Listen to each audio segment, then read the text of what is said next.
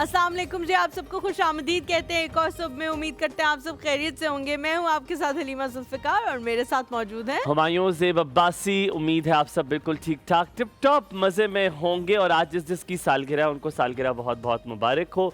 नहीं स्पेसिफिकली किसी के लिए मैंने नहीं कहा, बट यूजुअली लोगों की किसी न किसी की सालगिरह ज़रूर होती है। किसी की सालगिरह है तो हलीमा और हुमायूं की तरफ से उन्हें बहुत बहुत जो है वो सालगिरह मुबारक हो। अल्लाह ताला आपके लिए बहुत सारी आसानियाँ करे। अगर आज दिन का आगाज़ आपने किया है और कोई परेशानी कोई चीज़ आपके दिमाग में जो है वो आपको तंग कर रही है तो अल्लाह ताला वो मसले का हल जल्द से जल्द निकल आए।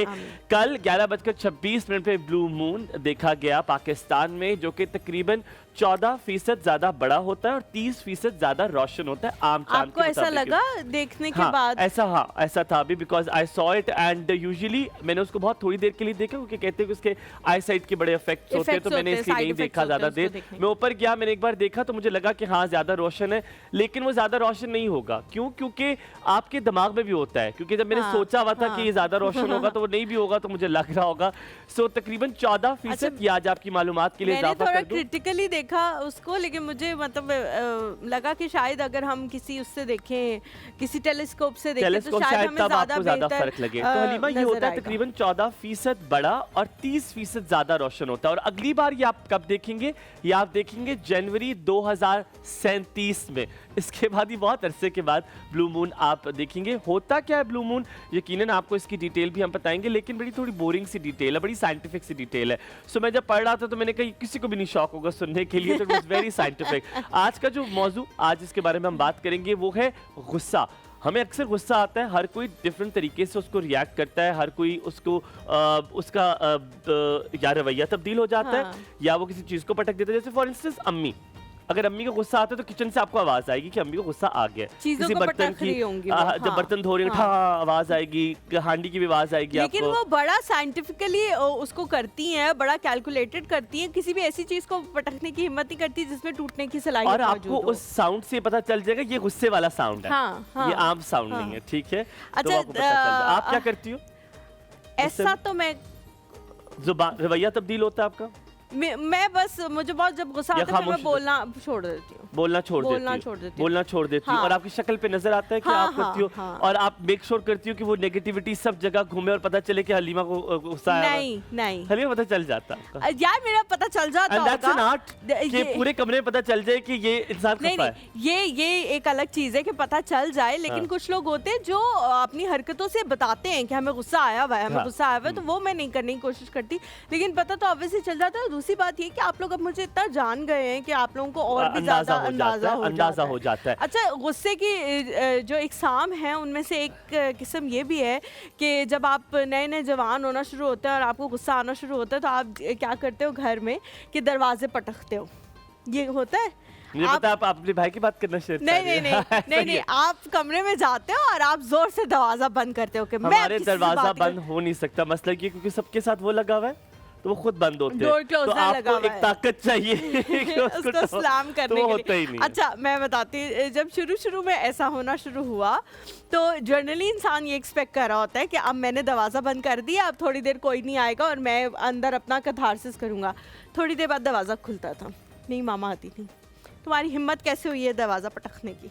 मेरे मुंह पे तुमने दरवाजा बंद किया है तो मैं उठा के घर से बाहर फेंक दूंगी। हालांकि अम्मी बैठी होंगी 200 मील दूर, लेकिन मुंह पे कहती तो मार देना था दरवाजा, मुंह पे दरवाजा पटका।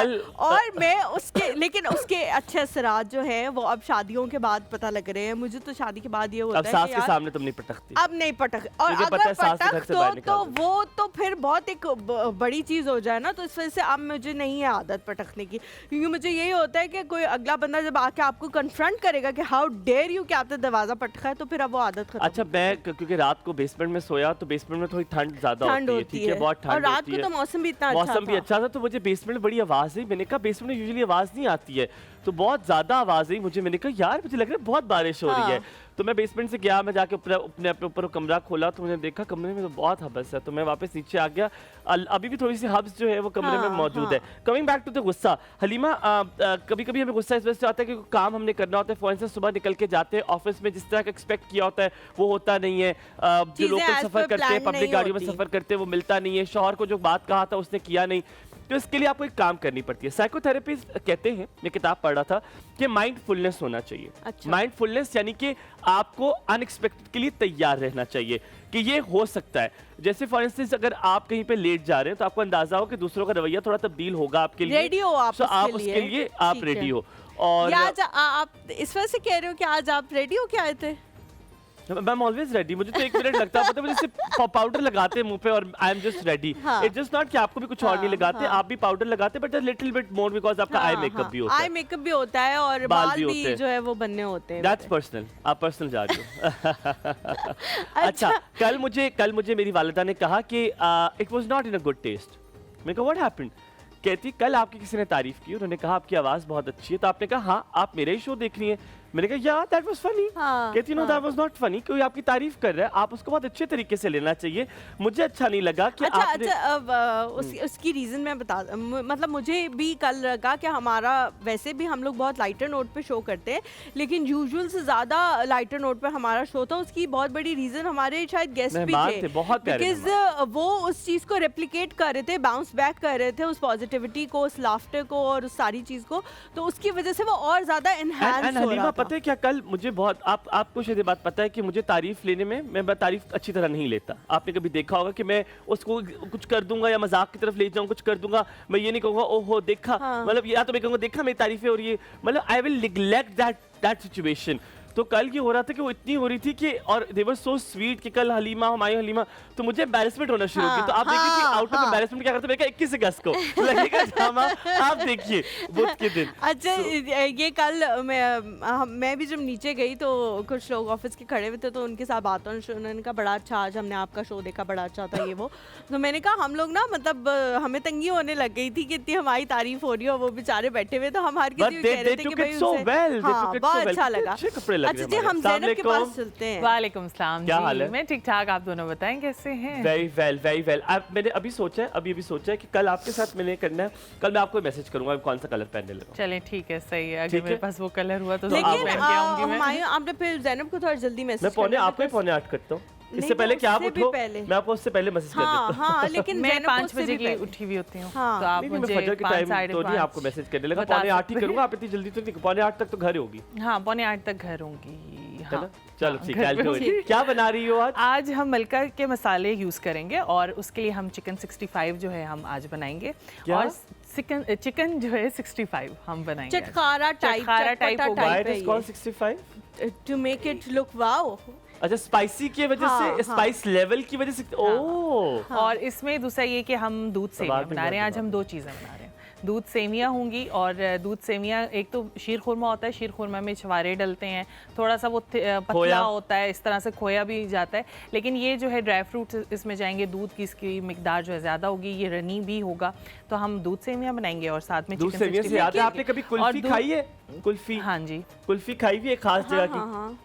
यार क्या कुल्फी है यार, वो सही दूध वाली। तो आज आपके सवैया खिलाएंगे। ज़ैनब, डिफरेंस क्या है मुझे ये बताओ, दूध सवैया में और शीर खुरमे में क्या डिफरेंस? शीर खुरमे में छुआरे डलते हैं, ठीक है, मैं तो नहीं डालती छुआरे। अच्छा, शीर खुरमे में छुआरे जाते हैं, अच्छे लगते थे, सख्त से होते हैं, फिर वो सेमिया बनती है ना। और शीर खुरमा बहुत देर हमने कभी नहीं डाले, हमने भी कभी नहीं डाले। और शीर खुरमा जो है बहुत देर जो है पकता है, उसका कलर चेंज हो जाता है। उसका सेमियों का ये होता है कि इतनी देर नहीं पकता, और उसमें ऑप्शन होता है कि आप खोया भी ऐड कर सकते हैं। मेरा तो आज तक शीर खुरमा और शाही टुकड़े का कॉन्सेप्ट ही ठीक नहीं हुआ। क्यों? मैं मिक्स कर देता हूँ शाही टुकड़े डबल रोटी से। बट आई फील लाइक कि शाही टुकड़े का नाम शीर खुरमा होना चाहिए था। क्यों? मुझे लगता है ऐसे। That's what I think. चलें, आपका वो नादिया वाला हाल है कि आपको वली कहती है। कभी-कभी आपको नाम के कुछ लोगों का भी आप देखते हो किसी का नाम होता है, अब वो कहते हैं बल्कीस, वो इतनी सी होती है बल्कीस, आप कहते हैं यार बल्कीस नहीं हो सकती, बल्कीस तो यार ये उसामा को हमजा कहती है, मेरे माइंड में इसका नाम जो है हमजा आता है, मैं इसको हमजा बोलती हूं। ये रिसेंटली मुझे बहुत सारे लोगों ने कहना शुरू किया कि बच्चे का नाम इतना भारी, तो भाई बच्चे का नाम ही रखेंगे ना, फिर वो बड़ा होगा, भारी भरकम नाम होता ना, बड़े होके तो अब असद भाई का नाम मुझे नहीं लगता असद होना चाहिए। इट्स अ वेरी छोटा असद भाई। वो वाला असद, उसका नाम असद ही होना चाहिए। उसका नाम असद होना चाहिए था, इनका असद नहीं होना चाहिए। तो कभी-कभी आपको ये लगता है कि इनका नाम चेंज होना चाहिए। गुस्सा आता है, क्या करती हो? खामोश हो जाती हूँ सबसे पहले तो। आप Okay. लोगों ने खुद आप देखा अभी होगा। तक ये रवैया ये बरकरार है? हाँ अभी भी खामोश बरकरार ही है। रहती हाँ खाम और घर का ये है कि बाहर वाले लोगों के साथ तो उनको जो नए होते हैं उनको पता नहीं लगता, मैं खामोश हो जाती हूँ। कहा ये जाता है लेकिन घर गुस्सा? वालों को ये पता लग जाता है जब घर हाँ, में हाँ, बहुत हाँ, स्पीड में मैं काम करती हूँ, हाँ। बहुत स्पीड में, और कि चीजें ठीक हुई भी ठीक कर रही होती है तो इन्हें पता लगता है हाँ इसका मीटर ये खराब जो हो कहा चुका है। जाता है कुछ मिथ्स है, जैसे कहते हैं उल्टी गिनती गिन लिया जाए, पानी पी लिया जाए, कहते नहीं। जो असल साइकोथेरेपिस्ट कहते हैं वो कहते हैं उस सिचुएशन को अवॉइड करना चाहिए। आपको दो चीजें सीखनी है गुस्से में, सप्रेशन और aggression.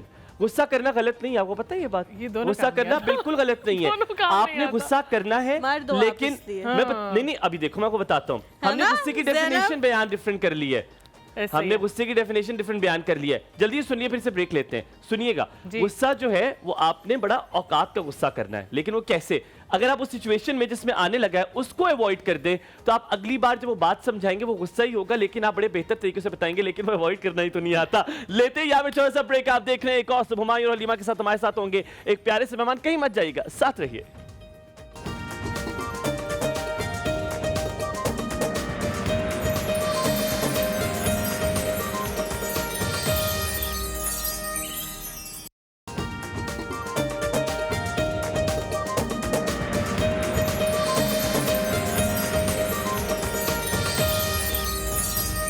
Ji welcome back to the show. उम्मीद करते हैं आप लोग खैरियत से होंगे। एक और सुबह में फिर से एक बार आप लोगों को खुशामदीद कह रहे हैं।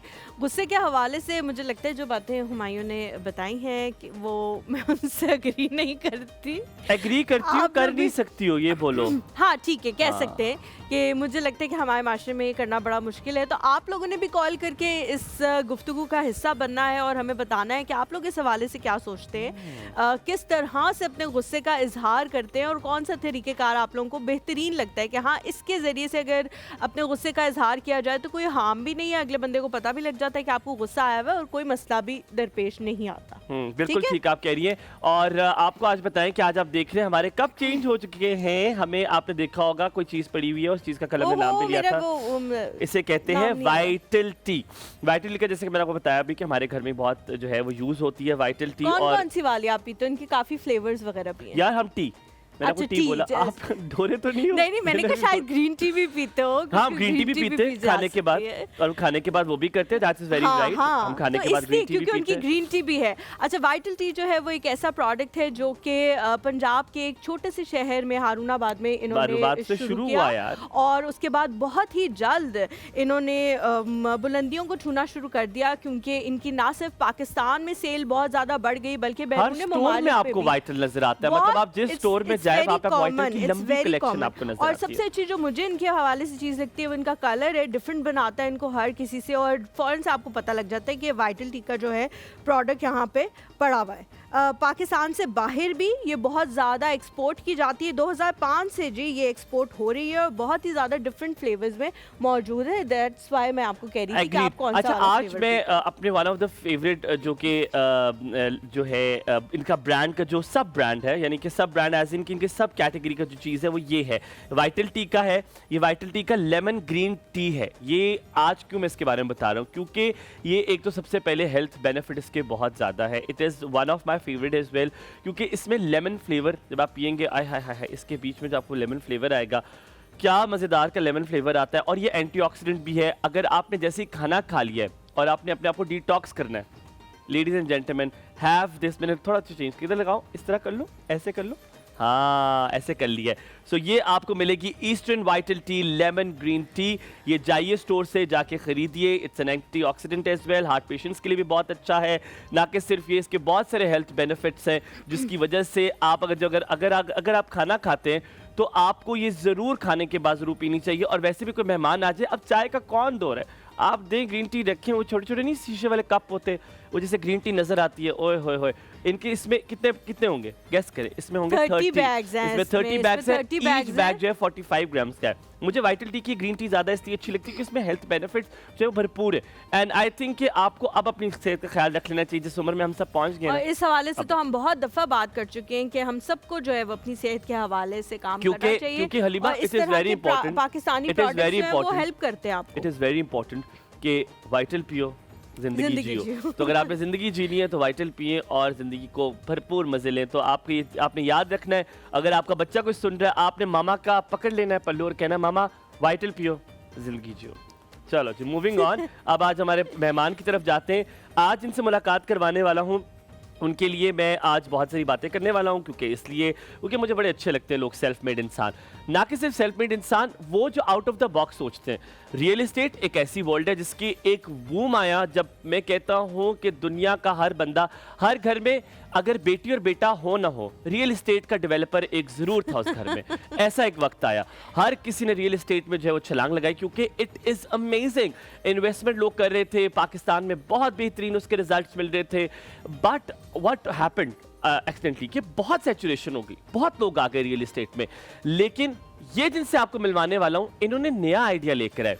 ये क्या लेकर आए? ये है CEO प्रॉपर्टी नामा के। इन्होंने आपको ये बताया कि इन्वेस्टमेंट कहाँ करनी चाहिए, और अगर करनी चाहिए तो क्यों करनी चाहिए, और यहाँ तक कि ये कि अगर आप घर बैठे हुए आप तब भी इन्वेस्टमेंट कर सकते हैं। कैसे कर सकते हैं, या कि खाली पाकिस्तान में नहीं बल्कि मुल्क से बाहर भी कर सकते हैं। लेडीज जेंटलमैन, आपकी मुलाकात कराते हैं। आपका नाम है मोहम्मद इस्माइल, आप है CEO प्रॉपर्टी नामा के, रियल एस्टेट डेवलपर। आज बहुत खुशी है कि आप मौजूद हैं एक और सुबह की महफिल में। अस्सलाम वालेकुम, गुड मॉर्निंग, क्या हाल है जी, कैसे हैं आप? बैठिए प्लीज।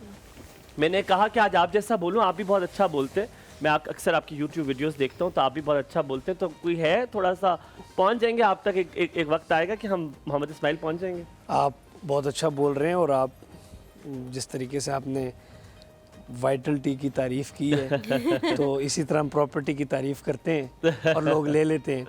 तो जिस तरीके से आपने एक प्रोडक्ट को डिस्क्राइब किया, बहुत अच्छा बड़ा आसान हो जाता है। कोई चीज़ अगर अच्छी हो उसकी तारीफ करना बड़ा आसान हो जाता है। मुश्किल तब होता है जब कोई चीज़ अच्छी ना हो और उसकी झूठी तारीफ आपको करनी पड़ जाए। But something which is nice, which is you already use, तो बड़ा आसान होता है। मोहम्मद इस्माइल साहब, बहुत शुक्रिया सबसे पहले आने के लिए। सबसे पहला सवाल हम आपसे आइस ब्रेकिंग वाला करते हैं। रियल एस्टेट ऐसा बिजनेस है कि अभी आएगी, कहेगी जी हाँ इतने की फाइल है, हाँ मेरी बुक कर दो, ठीक है। थोड़ी देर बाद फाइल के यार वो फाइल तो निकल गई है हाथ से, तब चढ़ती हो, गुस्सा चढ़ता होगा। तो ये गुस्सा रियल एस्टेट में तो बड़ा आता है। आप कंट्रोल कैसे करते हैं, और आपका गुस्से का क्या बैरोमीटर है, कितना आता है? देखिए जी, गुस्सा जो है किसी भी रियल एस्टेट डेवलपर को जो काम से मुखलिस है उसको तब आता है जब मुझे ख़ास तौर पर गुस्सा तब आता है जब कोई हमारा टीम मेंबर किसी कस्टमर की उम्मीदों पे पूरा ना उतर सके, तब बड़ा गुस्सा आता है। इस पे गुस्सा कभी नहीं आया कि कारोबार में नुकसान हुआ या फ़ायदा हुआ, इससे कभी कोई टेंशन नहीं होती, क्योंकि हमें पैसा कमाते भी हैं और गिराते भी हैं और फिर कमा लेते हैं, वो कोई टेंशन नहीं है। क्या बात। लेकिन जब पैसा आता है और साथ साथ अगर कहीं पे टीम मेंबर के साथ कस्टमर मसाइल हो या कस्टमर जो है वो परेशान हो जाए, तो उस पर अपनी टीम के ऊपर गुस्सा आता है। कस्टमर को ऑलवेज राइट हम कहते हैं, लेकिन गुस्से का फिर यही है कि बस अपनी टीम को थोड़ा सा बहुत हम कर लेते हैं, वो भी खाते डांट डपट हो जाती है। वो भी कहते हैं बस ठीक है, नया कुरा बहुत अच्छे ने गड्डी भी लैके दी थी, नया कुरा सुन लो, 2-4 गल्ला बाद मूड ठीक हो जासी। सो मैं गुस्सा जब करता हूँ तो बिल्कुल पीक पे चला जाता हूँ, ठीक है। और बिल्कुल जो मिर्जापुर स्ट्रैटेजी होती है इस्माइल साहब, इससे पहले हलीमा आपसे सवाल पूछे, उनके जहन में आपके लिए सवाल गूंज रहा होगा। एक बड़ी मजे की ट्रिक है जो मैं आपको भी सिखा देता हूँ। अगर जैसे मुझे आया हुआ मुजम्मिल पे गुस्सा, ठीक है, तो अब आप मुजम्मिल को गुस्सा नहीं करना चाह रहे और आपने बताना भी है कि तुम्हारी ये जरा बाज भी रहे, औकात नहीं भी रहे, तो हम क्या करते हैं, हम डेविड को बेइज्जत करते हैं। तो हम डेविड को बेइज्जत करते हैं इससे पहले कि मुजम्मिल कोई चीज़ आपके पास लेकर आए, वो कहते हैं ना आज ते मसला है। तो ये एक स्ट्रैटेजी बड़े मजे की होती है जो लोग यूज़ करते हैं। ये मैंने बड़े एक प्यारे इंसान से सीखी, उनका चैनल भी है, उनका एक बहुत फास्ट फूड की चेन भी है, उनसे मैंने सीखी कि वो अक्सर ये ट्रिक करते हैं, किसी और को उन्होंने कुछ कहना हो तो वो किसी और को कुछ कहते हैं पहले। अच्छा, ये वो मेरे ख्याल से सास वाली ट्रिक है कि वो जो बहू को सुनाना होता है ना, वो बेटी को वो कह देती है ताकि बहू जो है वो खुद ही सुन के डर जाए। अच्छा, हाँ, ये बहुत पुराने जमाने की सेइंग है, मुहावरा है। तो आप करते हैं कैसे? देखिए, इसमें ये होता है कि जब आपको पता है ना कि कुछ पेमेंट रिलीज होनी है आज कंपनी में, तो उस दिन आप थोड़ा सा मूड ऑफ करते हैं। हाँ। या आपको पता है कि आज जो है ना, कोई मांग ना ले पैसे। आज ग्रुप में वैसे गुस्सा शुस्सा कीता, सुबह ये तुसी नहीं कीता यार, वो नहीं, वो देखो काम नहीं हो रहा सही, और पता नया गुरिया गुस्से च आज एप्लीकेशन ना लेके जाए। ये तो फिर आपको पता करना पड़ता है। जबरदस्त।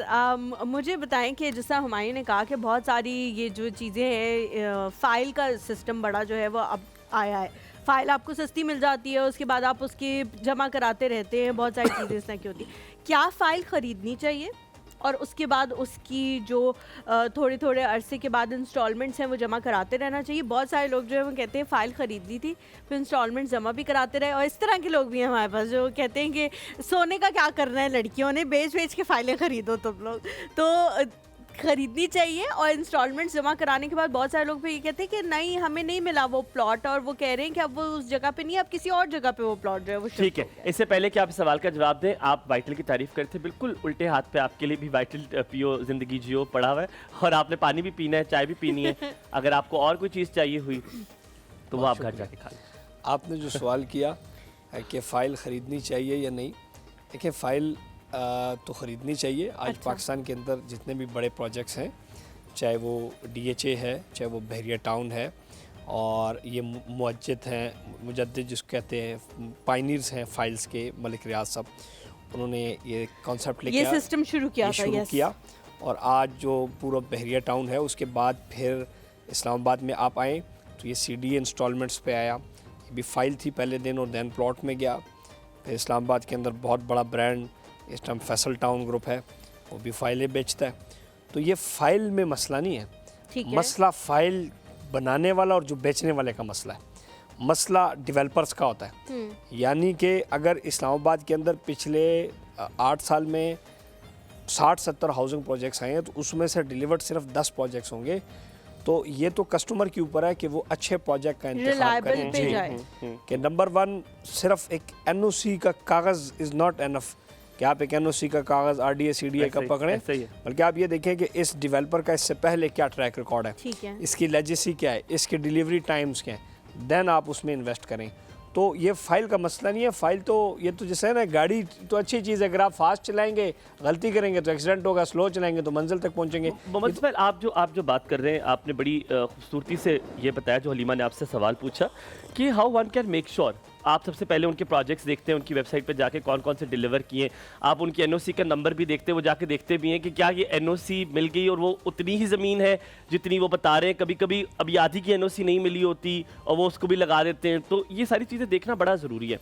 लेकिन आपकी जो अगर प्रॉपर्टी नामा की बात की जाए, मुझे उसकी एक बड़ी अच्छी बात लगी कि हम जैसे गरीब लोग जो हैं वो एक साथ पे भी चीज़ें ले सकते हैं। सो आई लाइक दिस पार्ट, जैसे कि मरी में जहाँ पर हर किसी का ख्वाब होता है कि वहाँ पर घर बनाया जाए, वहाँ पर क्योंकि अब लाहौर से कराची से लोग जो है ना वो मरी की तरफ आते हैं और फिर कहते हैं यार यहाँ कोई सस्ती जगह है जो मिल सके। बड़ी मुश्किल होती है क्योंकि अब डिमांड बहुत ज़्यादा है, सप्लाई कम है। आपसे वापस आके मैं पूछूंगा कि एक साथ पे कैसे ये मामला क्या है, एक साथ पे क्या चीज़ें मिल सकती हैं, इंस्टॉलमेंट पे चीज़ें मिल सकती हैं, पहले डाउन पेमेंट थोड़ी कम हो जाए। ब्रेक लेते हैं, वापस आएंगे, कहीं मच जाएगा। देखते रहिए एक और हुमायूं और हलीमा के साथ।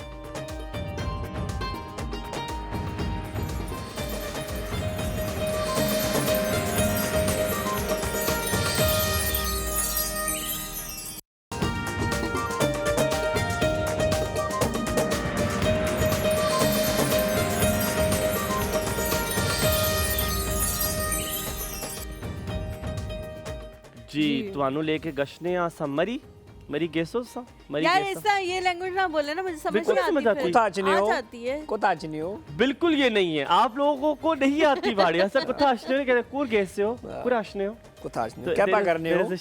सो आप मुझे बताएं मरी में अगर बट नॉट जस्ट मरी बट एक साथ पे क्या ज़मीन ली जा सकती है और बहुत कम डाउन पेमेंट में। देखिए पाकिस्तान के तमाम शहरों में डिफरेंट डेवलपर्स प्रोजेक्ट्स करते हैं।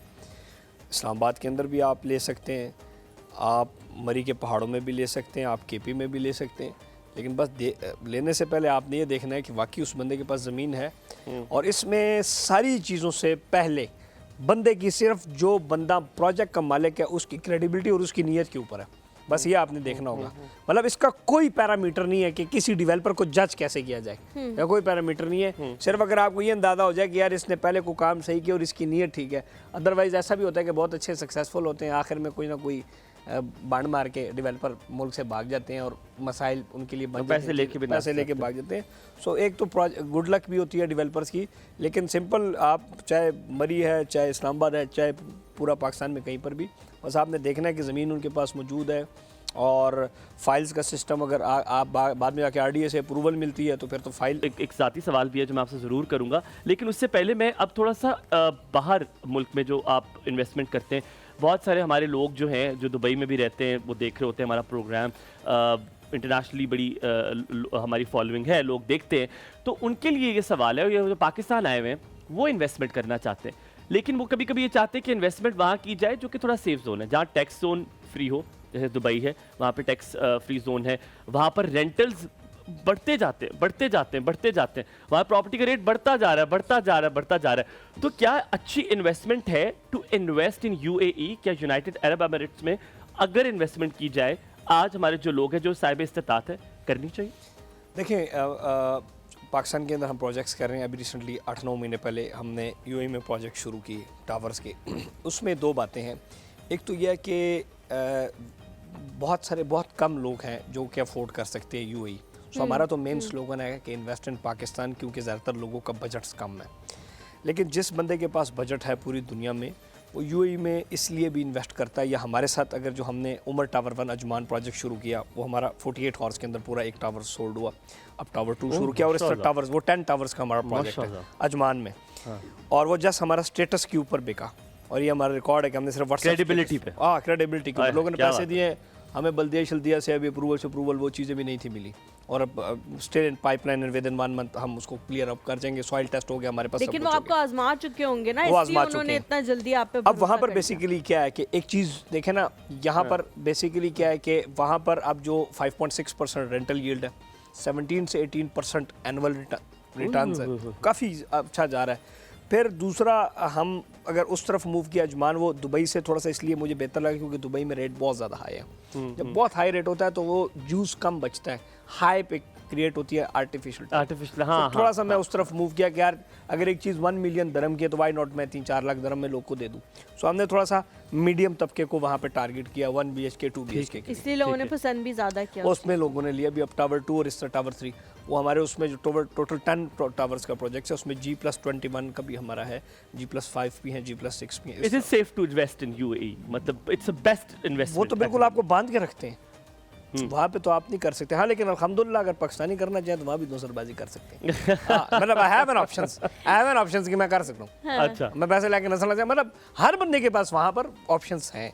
ये आपकी क्रेडिबिलिटी के ऊपर। अच्छा, देखिए आपके मैं फॉलोअर्स भी देख रहा था, आपके YouTube के फॉलोअर्स भी देख रहा था, तो वो आपकी वो फॉलोइंग वहाँ से भी है कि लोग नीचे कमेंट भी कर रहे हैं। जब मुझे अभी तक याद है मैं आपके वो YouTube पे देख रहा था आपकी किडनैपिंग का भी, तो वो नीचे बड़े लोगों ने आपके हक में बड़ी चीज़ें लिखी हुई थी, तो मुझे कमेंट्स पढ़ने का ज़्यादा मज़ा आ रहा था। तो आप किडनैप भी हुए, अगर मैं अपने ऑडियंस को अगर आपकी इजाज़त हो तो ये बताऊँ कि आप एक वीरानी जगह से गुजर रहे थे और फिर आप फुटबॉल खेलते, शौक है आपको बड़ा? वीरानी जगह से नहीं, बैरियर टाउन जैसे एक शहर। मैं आप वो जगह वीराना था, आपने खुद कहा था वो जगह थोड़ा सा वीराना था, मैंने जगह ली। तो आप गुजर रहे थे और किडनैपिंग हैपेंड, और आपने उसको सरवाइव करने की कोशिश की, लेकिन आगे पीछे गाड़ियाँ थी, आपने बड़ा फाइट बैक भी किया उसको। Kudos to you on that, माशाल्लाह एज वेल।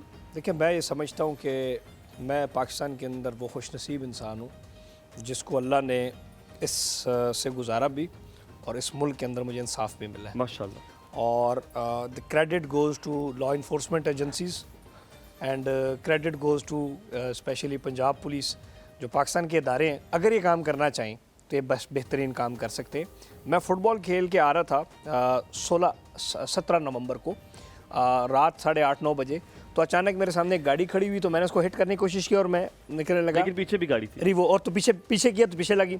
इसमें से एक बंदा उतरा और उसने सीधा मेरे ऊपर स्ट्रेट फॉरवर्ड किया, इधर फायर किया, जो कि मेरे डैशबोर्ड पर आप सर्वाइव कर गए। हाँ। फिर मैं उतारा मुझे और ले गए, और 20-22 दिन बाद मैं बाजियाब हुआ, और बाजियाब भी CPO खालिद हमदानी जो रावलपिंडी की CPO है, उनकी पूरी टीम, SP नबील और पूरी उन्होंने एक टीम बनाई, और वहाँ पर मुझे एक जगह। लेकिन आपकी बेगम का बड़ा हाथ था, उनका भी बताएं। वो देखिए, उसमें यह था कि एक और मैं आपको बड़ी इंपॉर्टेंट चीज़ बताऊं कि जब लोग किडनैप होते हैं तो इस किडनैप के अंदर आपने अगर FIR नहीं कराई ना, उन्होंने तो मैं तो घर यही मैसेज करता था कि FIR ना कराना, पुलिस के पास ना जाना, लेकिन ये पुलिस की और मेरे घर वालों की एक वो थी कि उन्होंने रात को उसी टाइम FIR 365 की दे दी थी। अच्छा, लेकिन इस्माइल भाई मैं ये चाह रही हूँ कि आप इसके हवाले से बताएं, क्योंकि वाकई जो आपने कहा ना, लोग FIR की तरफ नहीं जाते, वही सोचते हैं कि अगर हम जाएंगे हमें पुलिस को भी कुछ ना कुछ कंपनसेट करना पड़ जाएगा, और जो पैसे वो मांग रहे हैं हमारे एवज, वो तो हमें देने ही देने पड़ेंगे ना, वरना तो हमारा बंदा कभी वापस ही नहीं आता। तावन कहते हैं ना, तावान तावान कहते हैं अगवा बराए तावान। तावान जो है वो तो हमें देना ही देना और पड़ेगा। जो इनसे वरना- तावान मांगा था बहुत इस ज्यादा वजह से लोग नहीं जाते पुलिस के पास कि और ज्यादा फंस जाएंगे और ज्यादा मसले हो जाएंगे। तो मैं चाह रही हूँ आप इसके हवाले से थोड़ा सा लोगों को गाइड करें कि जो पुलिस के बारे में भी मिसकंसेप्शंस है वो थोड़ी गलत है, शायद हम उनके पास जाएं तो वो हमारी हेल्प ही करेंगे। That's a very देखिए good अगर उस रात 1-2 बजे वो FIR हुई, अगर मेरे घर वाले पुलिस में जाके FIR ना करवाते तो आज मैं बाहर ना होता। और जब मैं किडनैप हुआ तो मेरे ऊपर तो ये बड़ा प्रेशर उन्होंने डाला कि अपने घर वालों को पुलिस के पास नहीं जाना। अच्छा। मैं तो घर में ही, लेकिन घर वाली में मुझे ये कहते थे ठीक है हम पुलिस वालों के पास गए ही नहीं है, कोई टेंशन ना लो तुम। अच्छा अच्छा अच्छा। वो हालांकि पुलिस के पास गए थे। देखिए पुलिस से बहुत सारे हमें गिले होते हैं, लेकिन कुछ हमारे केसेस ऐसे हैं जिसके ऊपर हम बहुत ज़्यादा पुलिस डिटरमेंट होकर काम करती है। ख़ास तौर पर 2-3 चीज़ें हैं, रॉबरी मर्डर है, रेप केस है, बच्चों के साथ ज़्यादती है, और ये अगवा बराए तावान 365A का जो केस है ये इंतहाई सीरियस केस है। इसमें एक आम बंदा हो, इसमें उस टाइम पुलिस को नहीं था पता इस्माइल कौन है क्या नहीं है, लेकिन वो अपनी वर्किंग इस्माइल वॉइस नो बड़ी। हम कॉलर ले इस्माइल भाई, अगर आपकी इजाजत हो। सबा हमारे साथ है जी। अस्सलाम वालेकुम, गुड मॉर्निंग सबा, क्या हाल चाल है? वालेकुम सलाम, कैसे हैं आप दोनों? बिल्कुल ठीक, बिल्कुल बहुत शुक्रिया ठीक, पूछने के लिए। अल्हम्दुलिल्लाह। आप तो बहुत अच्छा कर रहे हैं। बहुत शुक्रिया, बहुत शुक्रिया। अल्लाह ताला सलामत रखे। जगह तब्दील कर लें ताकि आवाज़ हमें सही तरह आ सके। इस्माइल भाई ने हमारी तारीफ नहीं सुनी। कर रही हूँ। आप जगह तब्दील कीजिए, आपकी आवाज़ बहुत कट रही है। सबा आवाज़ आपकी नहीं आ रही थी, आप दोबारा कॉल कर लीजिए क्योंकि आपकी आवाज़ नहीं आती। या अस्सलाम वालेकुम, गुड मॉर्निंग। अरे प्यारे बच्चों, कैसे हो भाई? बिल्कुल बिल्कुल ठीक, ठीक, आप कैसे हैं? अल्हम्दुलिल्लाह। आप कैसे हैं? आपके पहले मेहमान को बहुत सलाम हो, सारे आपके स्टाफ को भी सलाम हो। लेकिन यार ये है कि लेडी इन ब्लैक भी है और मैन इन ब्लैक भी है। या आज हमने दोनों किया है जी जी। बहुत खूबसूरत लग रहे हैं माशाल्लाह। बहुत नजर शुक्रिया, बच्चे सलामत बच्चे रहें, बहुत शुक्रिया, बहुत यकीन शुक्रिया। करें कि आज ना मुझे किसी ने पूछा कि जवान रहने का राज और उसका की कोई चैनल में फोन कर रहा था, तो मैं वो जुमला कहना भूल गया कि मुझे जवान रखने में ये मॉर्निंग शोज का बड़ा हाथ है। अच्छा, आई डेयर यू, आपने एक मॉर्निंग शो पे कॉल करते हैं जो मुझे बहुत पसंद है। इट्स वेरी, वो सिद्रा बहुत अच्छा शो करती हैं। आपने सिद्रा के शो पे बात करनी है। सिद्रा से मेरे बिल्कुल, सिद्रा तो माशाल्लाह बड़ी डिसेंट हो। Yeah, हम very लोग मुझे जानते हैं 12 मुझे Yeah. 15-18 साल हो गए, अल्लाह का शुक्र है। देखिए बात पता है क्या, मैं जो आपके मौजू पे आते हैं ये बात कहूंगा कि रियल एस्टेट का काम बेहतरीन था, यकीन करें। मुझे तो उनकी जब कार्डो और उनकी जो लिम्बोर्गिनी है और क्या नाम है, ऐसी गाड़ियां देख के जो है ना दिल करता है कि यार काश में भी प्रॉपर्टी डीलर होता। लेकिन सवाल मेरा इनसे ये है कि देखिए जो प्रॉपर्टी डीलिंग है ना इस वक्त बड़ा माफिया वाला काम हो गया, ठीक है। आम आदमी के बस की बात नहीं है, छोटा मोटा बिल्डर भी बनना बड़ा मुश्किल है, जब क्योंकि नेटवर्क इतना स्ट्रांग होता है। और फिर जाहिर बात है आपके पास सरकारी इदारे भी आते हैं, कोई कुछ मांग रहा है, एक नक्शा पास कराने कितने पैसे होते हैं। तो how can we do it? एक आम आदमी कैसे सोच भी नहीं सकता कि प्रॉपर्टी का काम करने की, इस बारे में कुछ फरमाइएगा। दूसरी बात ये जो बिल्डर्स है हमारे यहाँ, बिल्डर्स के ऊपर जो रिस्पॉन्सिबिलिटी होती है वो एक्चुअली वो क्या पूरी करते हैं नहीं करते, क्योंकि बाय लॉस को पूरा नहीं करते, जो कमिटमेंट है वो पूरा नहीं करते। Very right, very right. बस यही मेरा सवाल है। Thank you. बहुत शुक्रिया। इस्माइल भाई आप ही की तरफ आऊँगा। स्टार्टिंग में क्या एक गरीब आदमी उसको ये कैसे पता चलेगा कि ये जो मैंने कॉन्ट्रैक्ट की जो फाइल ली है, क्योंकि मैंने बहुत ऐसी जगहों पे प्लॉट लिए जहाँ पर उसके बाद उन्होंने कहा नहीं इसके पैसे तो अलग हैं, नहीं इसके तो हुए ही नहीं थे ना, ये तो अलग है। तो वो और फिर याद आपको केस भी हो गया था, सुप्रीम कोर्ट तक चली गई थी बात। तो ये कैसे मेक श्योर करना है कि मेरा राइट क्या है? हमें यही नहीं पता कि हमारा हक क्या है, जो मैंने पैसे दिए वो किस किस चीज़ के, क्योंकि उस वक्त तो मैं ज़मीन की जल्दी होती है कि मेरी इन्वेस्टमेंट हुई है, लेकिन बाद में जो है ना पर्दे उठते हैं। वो पर्दे क्या है? हम ब्रेक लेते हैं, ब्रेक के बाद वापस आके आपसे पूछेंगे। आप देख रहे हैं एक और सब हुमायूं और लीमा के साथ रहिए।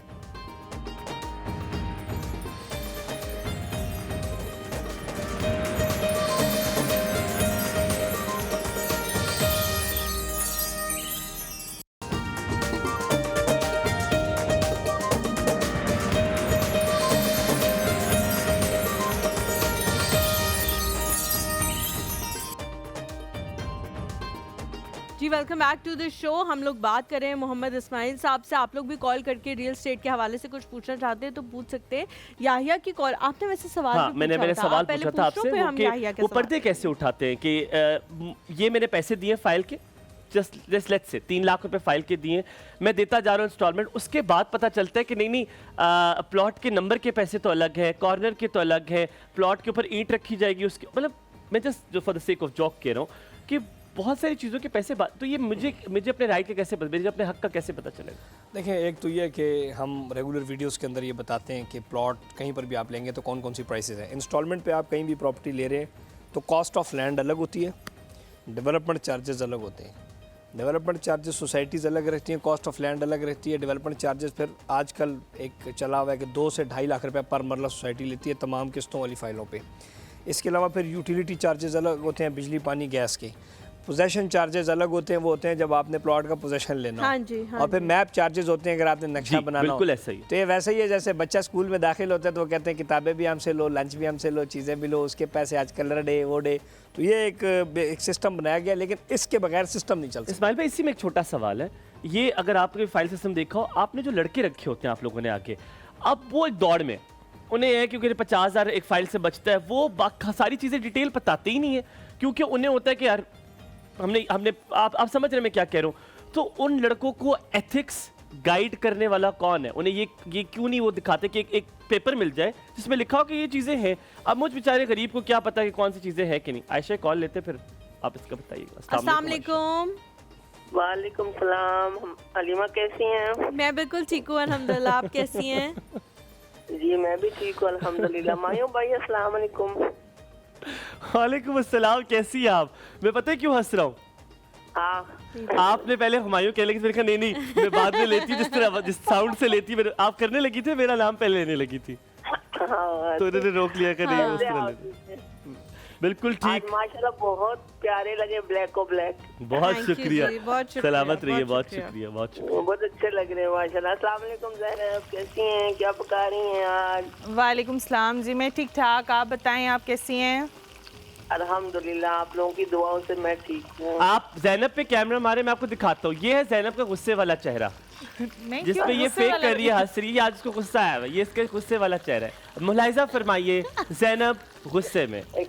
देखते रहिए और लाइव पे हर सुबह 9 बजे। ज़ैनब किसको गुस्सा है? डंडा उठा ले, बेलन पड़ा होगा ना। हाँ हाँ मैं उठाती हूँ, मुझ पे अभी नहीं, बेलन किसी और उठाती पे हूँ। गुस्सा है। अभी छन्नी उठाई हुई है, अभी बेलन उठाती हूँ। बेलन मारे सर पे। नहीं नहीं नहीं, ऐसे नहीं। हम खामोश रहते हैं, बस हम चुप हो जाते हैं। प्यार से ज़ैनब, प्यार से प्यार से मारना है, प्यार से अच्छा, मारना है। सही है, ठीक है, डन हो गया। आज हमारे साथ मोहम्मद इस्माइल साहब मौजूद है, रियल एस्टेट डेवलपर। ज़मीनें खरीदनी हो, आपने कोई थोड़े बहुत पैसे बचाए हो तो बड़ा फिट हाँ, आपको यार। मशवरा देंगे। अस्सलाम वालेकुम, कैसे हैं? वालेकुम हमारे सलाम। गेस्ट इनको सलाम करती हूँ। जी, thank you। बस मुझे ये जमीनों के बारे में कुछ नहीं पता, मैंने नहीं खरीदनी ना मैंने बेचनी। यार ये जो घर है इसको बेचे के अच्छी जगह पे ले, क्या पता ये अच्छी जगह है। नहीं ये भी ससुराल वालों का है, रहने दो, मैंने नहीं, मेरा कुछ नहीं है, मेरे प्रॉपर्टी नहीं है जो मैं सेल करूँ। कोई बात नहीं, जन्नत में मिल जाएगा आपको आज घर, सिर्फ इसमें अमीरों से की क्या कॉल बात है? आज मैंने एक रिक्वेस्ट करनी है। जी जी हलीमा। जी जी जी जी बताएं।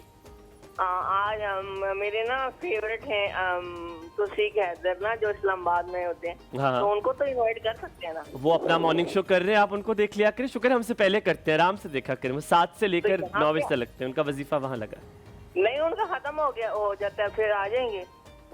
वहाँ से खत्म हो जाता है, ठीक है, फिर मैं आ तौसीक जाएंगे। भाई से बात करता हूँ। ठीक है, मैंने भी उनके साथ मॉर्निंग शो शुरुआत मैंने उनके साथ की थी। मॉर्निंग यकीन शो करें कल इतना मजा आया अपने, मतलब उन लोगों से बात करके, उनका ड्रामा भी इतना अच्छा है माशाल्लाह। कल हमें भी और बहुत आप लोग- मजा आया। और बहुत आप शुक्रिया लोग आयशा जी। बहुत- आप बाकी लोग बुलाते? के साथ भी उनका इतना अच्छे से जरूर वो जरूर time कोशिश गुजरा। करते हैं कि जी उनको बुलाएं Ayesha ji. Done. Thank you जी, We will thank you so much definitely for clear calling, call. Thank you so वो मच फॉर आपने लड़कों का जवाब देना था कि वो जो लड़के रखते हैं वो तो कुछ बताते नहीं, उन्हें होता है बस फाइल निकल जाए। देखिए, पहले ना इन चीज़ों का लोगों को इल्म नहीं था, लेकिन अब बाकायदा इसके ऊपर हम एपिसोड्स बना रहे हैं, यूट्यूब के ऊपर, फेसबुक, टिकटॉक के ऊपर वीडियोस अब रेगुलर हमारी जाती हैं कि यार किस किस सोसाइटी के अंदर कौन कौन सी प्लॉट, और बाकायदा तौर के ऊपर सोसाइटी के हर जो पेमेंट प्लान है उसके पहले पेज पे ये चीज़ें अब लिखी होती हैं ठीक है। कि डेवलपमेंट चार्जेस इसमें इंक्लूड है या नहीं है, कॉस्ट ऑफ लैंड कितनी है, यूटिलिटी चार्जेस इंक्लूड है या नहीं है, ये सारी चीज़ें अब लिखी हुई होती हैं। लेकिन फिर भी कस्टमर जो है वो इसका एक राइट बनता है एहतजाज करना। वो एहतजाजन ये कहता है क्या डेवलपमेंट चार्जेस तो ज़्यादा है, ये कम होने चाहिए, रोला लप्पा डाल के वो फिर सोसाइटीज़ भी प्रेशर में आके थोड़ा सा उसको कम कर देती हैं। ठीक है। लेकिन उनको भी ये पता होता है कि हमने जो चीज़ ली है, फॉर एग्जाम्पल एक 15 लाख रुपए की, तो 15 लाख में तो आना कुछ नहीं है, कुछ ऊपर देंगे तो डेवलपमेंट ऐसे ही। होगी। अच्छा ऐसे ही। इस्माइल भाई मुझे बताएं कि आपने वैसे बिल्कुल सही कहा है कि बहुत सारे लोगों को आदत भी पड़ जाती है हमें कि रौला डाल के हमने हर चीज़ लेनी है, और हमें ये भी होता है कि शायद रौला डालेंगे तो चंद पैसे बच बच ही जाएंगे हमारे, तो इस वजह से भी बहुत सारे लोग ये करते हैं। वरना टर्म्स एंड कंडीशंस लिखी हुई होती हैं, थोड़ा सा कष्ट अगर आप लोग भी करें और उसको पढ़ लें तो बड़ा मेहरबानी हो जाएगी सबकी। मुझे बताएं कि बहुत सारे लोग जो हैं वो कंस्ट्रक्शन के, जैसा हुमायूं ने सुबह शुरू में कहा कि एक टाइम तक कंस्ट्रक्शन की और ये जो प्रॉपर्टी की इंडस्ट्री है इसको बहुत ज़्यादा बूस्ट मिला था, फिर अब मामला जो हैं वो ठंडे हो गए हैं। बहुत सारे लोगों ने पैसा रोक लिया है या पैसा उस तरह से लगा नहीं रहे हैं, जिस तरह धड़ाधड़ प्रोजेक्ट्स बन रहे थे वो नहीं हो रहे, और वो कह रहे हैं कि जी थोड़ी सी स्टेबिलिटी आएगी तो फिर दोबारा से काम हम शुरू करेंगे। क्या अभी प्रॉपर्टी ख़रीदना इज़ द राइट टाइम, ख़रीदनी चाहिए या कंस्ट्रक्शन करनी चाहिए? क्योंकि अब ये भी है कि कंपटीशन कम हो गया है, बहुत सारे लोग तो बना ही नहीं रहे, रोक के बैठे हुए हैं कि अच्छा जी थोड़ी सी गवर्नमेंट का पता लगेगा, कुछ हवा का पता लगेगा तो फिर दोबारा से काम शुरू करेंगे। अभी सही टाइम है या नहीं? अभी सही टाइम नहीं है। Customer oriented question, very customer oriented question, because हालांकि इसका जवाब मुझे भी आता है, मुझे बड़ा शौक है रियल एस्टेट पढ़ने का, लेकिन हस्बैंड है वो कंस्ट्रक्शन में, तो इसलिए मुझे है इन चीज़ों का शौक।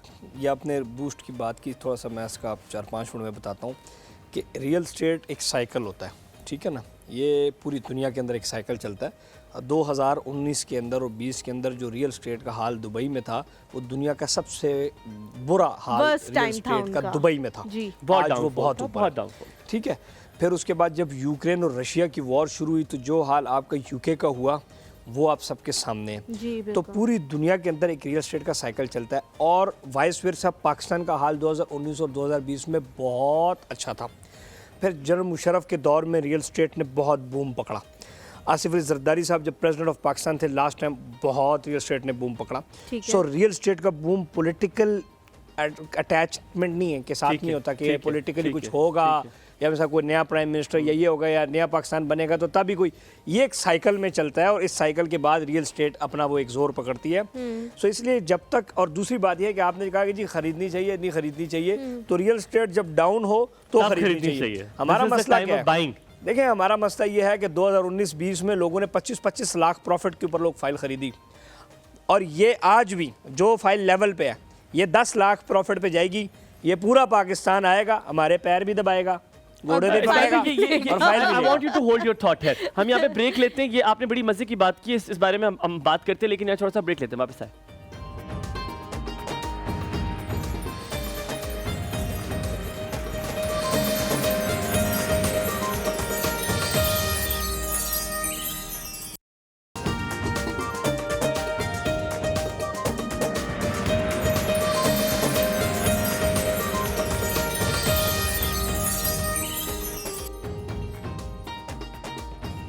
जी वेलकम बैक आफ्टर ब्रेक। आप देख रहे हैं एक और सुबह, बात हो रही थी डाउनफॉल की।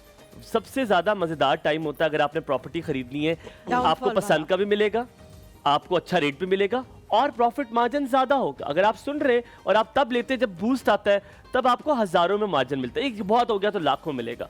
लेकिन इस्माइल भाई, व्हाट इज़ नाउ, अगर अभी चीज़ खरीदते हैं तो क्या सिनेरियो है? देखें कोई भी अभी ना, बेसिक ये है कि रियल एस्टेट जब ऊपर होती है ना तो हमारी आंखें ऊपर होती हैं, ख़ास पर डेवलपर है वो अपना रेट भी बढ़ाता है और अपना दाम भी बढ़ाता है और मार्जिन भी बढ़ाता है। इस टाइम मार्जिन कम है और कस्टमर का नखरा भी सुना जाता है और कस्टमर की सुनी भी जाती है, यानी कस्टमर को चॉइस की चीज़ भी मिल जाती है। जब 2019-20 वाला वक्त आता है ना, तो फिर तो आप कस्टमर हमारे पीछे पीछे होते हैं और हम आगे होते हैं। अब कस्टमर आगे आगे, हम उसके पीछे हैं, तो उसमें इसको एक अच्छी डील मिल जाती है। अभी डिप है, अब उसको अच्छी डील मिले। दूसरी बात यह है कि रियल स्टेट मतलब एक साइकिल में घूम रही है, अब वो वापस साल 1.5 साल में चीज़ों ने ब्रेक इवन पे आना है, तो ब्रेक इवन में जाने के लिए भी उसको प्रॉफिट मिलेगा और जो एक रिटर्न वैसे ही 1 साल बाद 2 साल बाद जो आता है, सो वो भी उसको मिलेगा। सो रियल स्टेट पूरी दुनिया के अंदर ऐसी ही है। 2019 में दुबई के अंदर जो फ्लैट 3 लाख दिरहम का था, आज वो 2 मिलियन दिरहम का है। ये कागज़ों में लिखी हुई बातें हैं, किसी ने गूगल पे लिखना तो सर्च कर ले, लेकिन 3 लाख दिरहम पे किसी ने नहीं लिया। आज सारे पागलों की तरह जा रहे हैं, 15 लाख दिरहम का ले रहे हैं, अब उसमें जूस नहीं रहा। सो ये हमारा यही हाल होता है जब प्रॉफिट पे चीज़ होती है।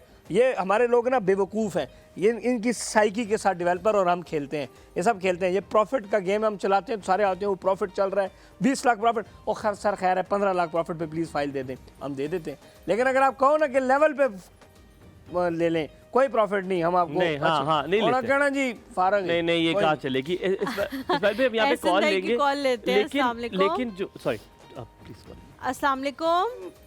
वालेकुम सलाम, सुबह खैर। एहसन अस्करता कराची से, कैसे हैं आप लोग? ठीक बिल्कुल है, ठीक, बिल्कुल ठीक। अल्हम्दुलिल्लाह। एहसन भाई, आप क्या हाल कैसे है? हैं? अल्लाह का शुक्र। आवाज़ साफ आ रही है आपको? जी जी मुझे बिल्कुल। आप भी साफ नजर आ रहे हैं। अच्छा, बहुत शुक्रिया, थैंक यू।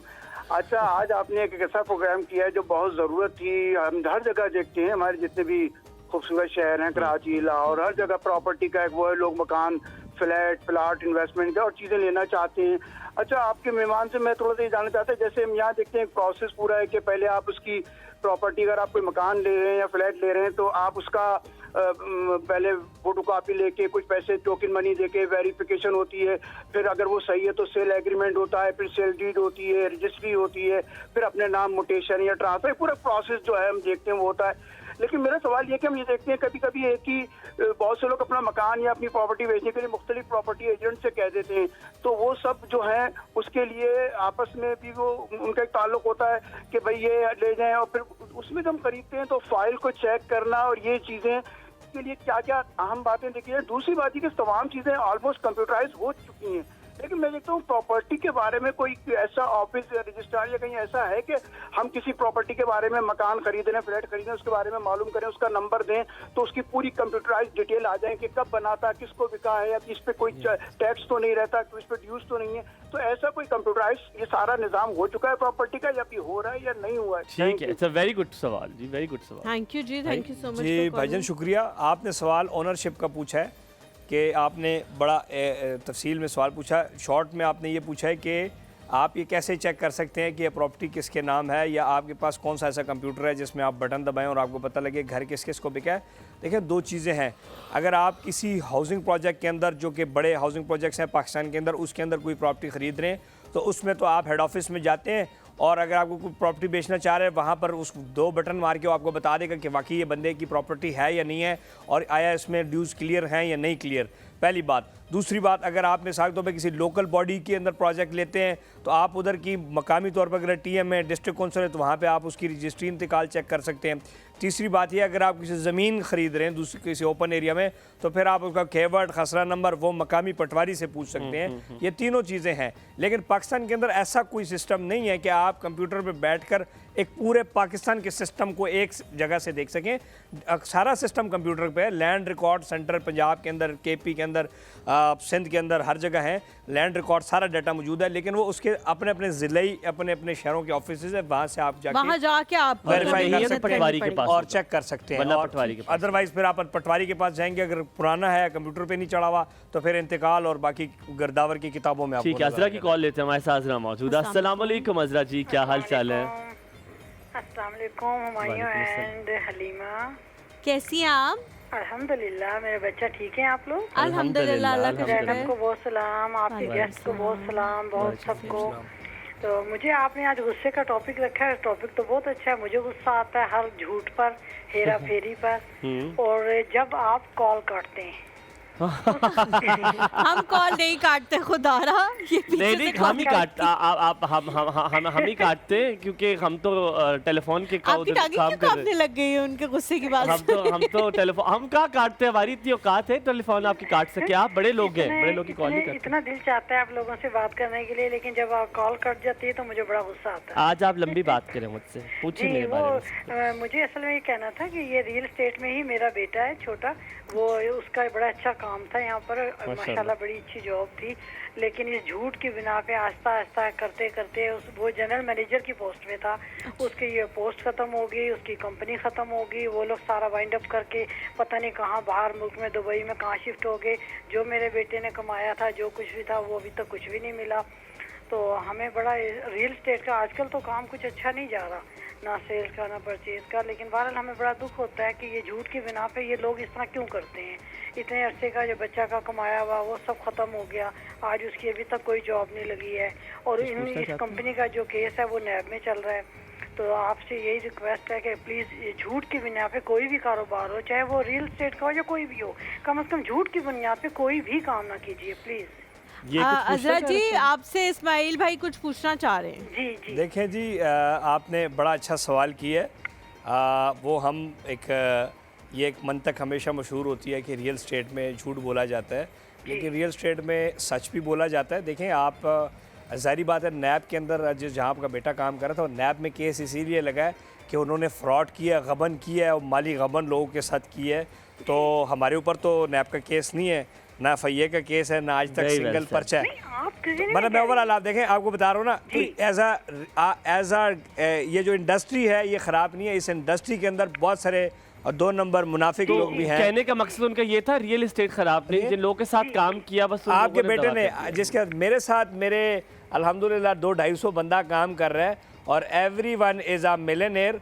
और इस तरह चौधरी अब्दुल मजीद साहब फैसल टाउन ग्रुप के मालिक हैं, उनके जो प्रॉपर्टी डीलर है मेरे समेत एवरीवन इज मल्टी बिलियनेयर। मतलब देखे ना, पैसा कमाया सब ने। मेजॉरिटी हमारे मुल्क में ऐसे हो रहा है, बहुत ज़्यादा हो रहा है, लेकिन सब नहीं कर रहे ना। देखें ये एक ऐसी चीज़ है कि जिसमें आप ये कह सकते हैं कि 10 में से ये है कि 3-4 बंदे ठीक भी हैं, तो वो 3-4 बंदों ठीक का इंतखाब करना चाहिए। जहाँ पर अच्छी सैलरी, अच्छा लालच दिया जाता है, हमारा नौजवान वहाँ मूव कर जाता है अपना 50,000 लाख रुपए। अभी हमने डिस्कस भी किया कि लड़का जो है 50,000 लाख रुपए के लिए कहीं भी जॉब शुरू कर देता है। अगर वो किसी रियल एस्टेट कंपनी में जॉब भी करता है, उसको ये देखना चाहिए कि जिस रियल एस्टेट कंपनी में मैं काम कर रहा हूँ, आया ये ऑथराइज जो डीलर है या ये किसी जो प्रोजेक्ट कर रहा है सही प्रोजेक्ट्स के साथ जुड़ा हुआ है या 2 नंबर प्रोजेक्ट के साथ जुड़ा हुआ है। और देखिए आपका बेटा अगर कहीं पर भी काम कर रहा है तो आपका बेटा बिल्कुल समझ बूझ अक्लमंद बंदा है। 1 मिनट नहीं, 10 दिन के अंदर दफ्तर के अंदर आपको ये पता लग जाता है क्या ये स्कैमर्स या रियल एस्टेट है या रियल एस्टेट है। आपसे राब्ता हो सकता है जी। इनका प्रॉपर्टी नामा आप वेबसाइट पे जाए, गूगल पे लिखे, हर जगह इनका नंबर दिया हुआ है, फेसबुक पे भी दिया हुआ है, यूट्यूब पे भी दिया हुआ है, यूट्यूब पे भी है और इंस्टाग्राम पे भी है और टिकटॉक पे भी है। हर सोशल मीडिया पे इनका नंबर लिखा हुआ है, मौजूद है और उनकी चीजें भी मौजूद है, उन तक पहुंचने का तरीका भी मौजूद है। मैंने एक बार miss call thank you ji, thank you so much Azhar ji for calling. अच्छा, एक सवाल जो मेरे भी दिमाग में बहुत ज़्यादा आता है वो ये है कि जब एक प्रॉपर्टी बन रही होती है तो हमारे इदारे उसके बारे में बात नहीं कर रहे होते। जब वो बन जाती है तो फिर इन्हें याद आता है कि ये तो नहीं बननी चाहिए थी, ये तो गलत हो गया, और फिर उसके बाद उस पर स्टे हो जाता है। अब लोगों के अरबों रुपए उसमें लगे हुए हैं और वो बेचारा जिस बंदे ने बनाई है वो भी कह रहा होता है कि जी मेरे पास सारे NOC सब कुछ मौजूद है, उस वक्त तो आपने अलाउ किया था, नहीं जी ये ग्रीन बेल्ट थी तो जब उस वक्त आपको होश नहीं आई तो अब आपको क्यों होश आ रही है? और उसके अंदर बहुत सारे लोगों ने फ्लैट भी खरीदे हुए होते हैं, उसके अंदर बहुत सारे लोगों ने दुकानें भी खरीदी हुई होती हैं। तो ये क्या सिस्टम है पाकिस्तान में? आप हमेशा डरते ही रहते हो प्रॉपर्टी में इन्वेस्ट करते हुए कि ये ना बाद में इनको याद आ जाए कि बिल्डिंग पुराने अफसर को खर्चा पानी मिला होता है, जब नया अफसर आता है उसको खर्चा पानी नहीं मिला होता।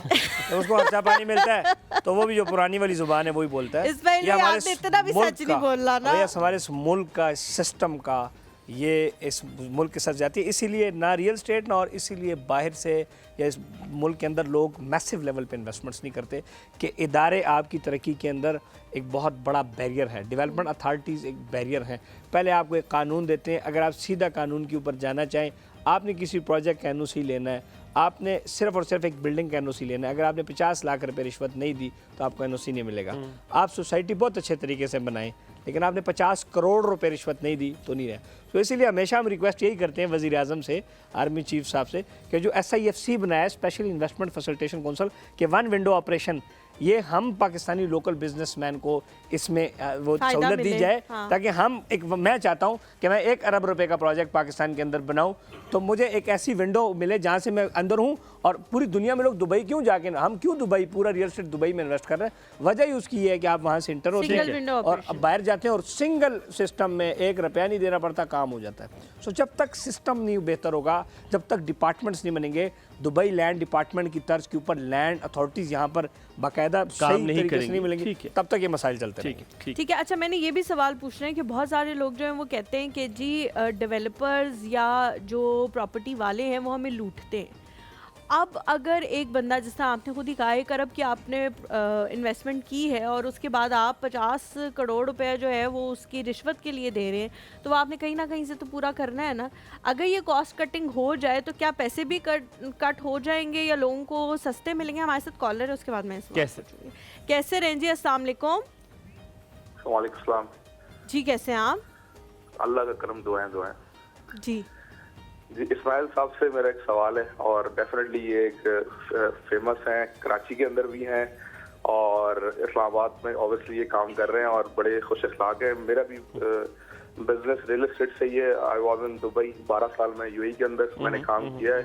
ये रिमेंबर दैट कि मेरी बात हो चुकी है इस्माइल भाई से। कामरान इनके दोस्त हैं कराची में जो अभी रियल एस्टेट का बिजनेस कर रहे हैं, और इस्माइल भाई एक खुश अखलाक बंदे हैं और लोगों की हेल्प करने वाला बंदा है। और मैं इनसे अभी देख के मुतासर हुआ। मेरी बेटी टीवी देख रही है और मैं उनको दूर से देख रहा हूँ ताकि आवाज आपकी डबल ना हो सके।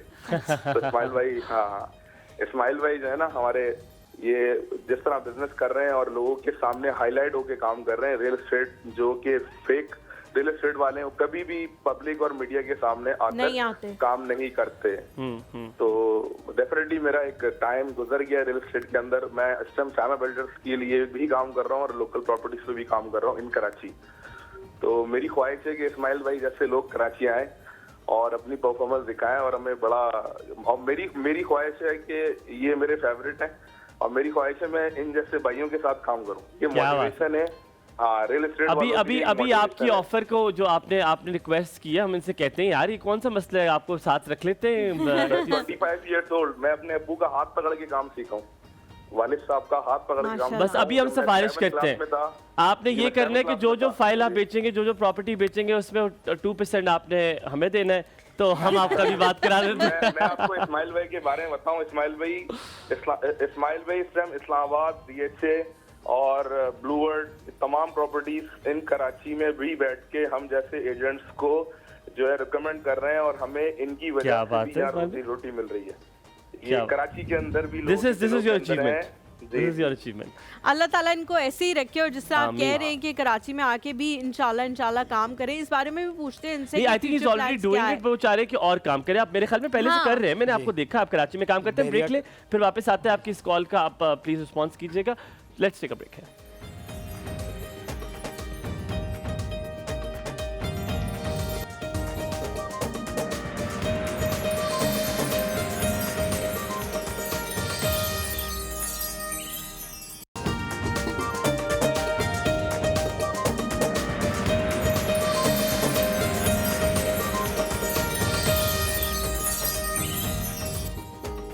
जी welcome back after the break. Vital पीओ जिंदगी जियो के साथ मौजूद है हुमायूं और हलीमा आपके साथ। हमारे साथ मोहम्मद इस्माइल साहब मौजूद है। मोहम्मद इस्माइल साहब, हलीमा ने आपसे बड़ा मज़ेदार सा सवाल पूछा था।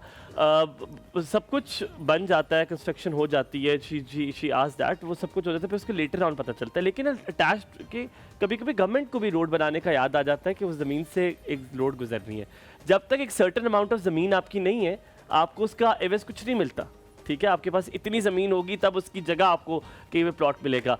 तो क्या इसको थोड़ा तब्दील होने की ज़रूरत है? मेरे साथ बहुत दफ़ा ऐसे हुआ। देखिए जी, अगर कहीं से कोई मोटरवे गुजरता है, रोड गुजरता है, तो सेक्शन 4 लगता है, वो गवर्नमेंट को ज़मीन चली जाती है और गवर्नमेंट लोग को पैसे देती है DC रेट के हिसाब से। मिसाल अगर 1 करोड़ रुपया कनाल थे, 10-12 लाख रुपए थे, तनख्वाह दिन। लेकिन इसमें यह है कि चलें, आवाम के ज़रा यही रिक्वेस्ट होती है कि आधा भी मिल जाए तो तब भी बहुत है। लेकिन यहाँ पर जो ये काम होता है ना कि पावरफुल बंदा है तो उसके ज़मीनों में से रोड नहीं गुजारी, साइड से गुजर गया। जो गरीब बंदा है उस बेचारे को है ही कनाल, तुम हुआ ही वेच कर लो, तो ये ज्यादती है। ठीक है, हम किचन में चलते हैं। खाना बनाने का शौक है? खाना बस सिर्फ खाने का शौक। हाँ, खाने का शौक है, बहुत शौक है खाने का। नहीं, बहुत ज्यादा भी नहीं है, क्योंकि मैं थोड़ा सा कहता हूँ अब एमी पेट ना निकला है, फिर लोग कहेंगे बहुत मोटा पेट फिर तो कहेंगे कि यार ये इसके पास नहीं जाना, इसका पेट निकला होता है, वो तो वैसे डरते हैं लोग उससे कि ये बहुत खाता होगा।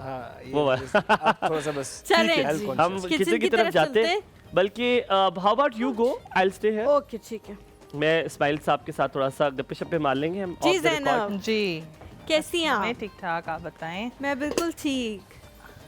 आज काफ़ी हलचल हो रही थी किचन में। हम सुन रहे थे कि आज वो जो सुबह हमने कहा था कि गुस्सा जब आता है अम्मियों को तो वो चीज़ें पटकती हैं, तो इस तरह की कुछ। और सफाई फिर जनरल होती है हलीमा, फिर जनरल सफाई होती है उस दिन। उस दिन सफाई जनरल, ये सफाया होता है, सफाया हो गई है सारी सफाई।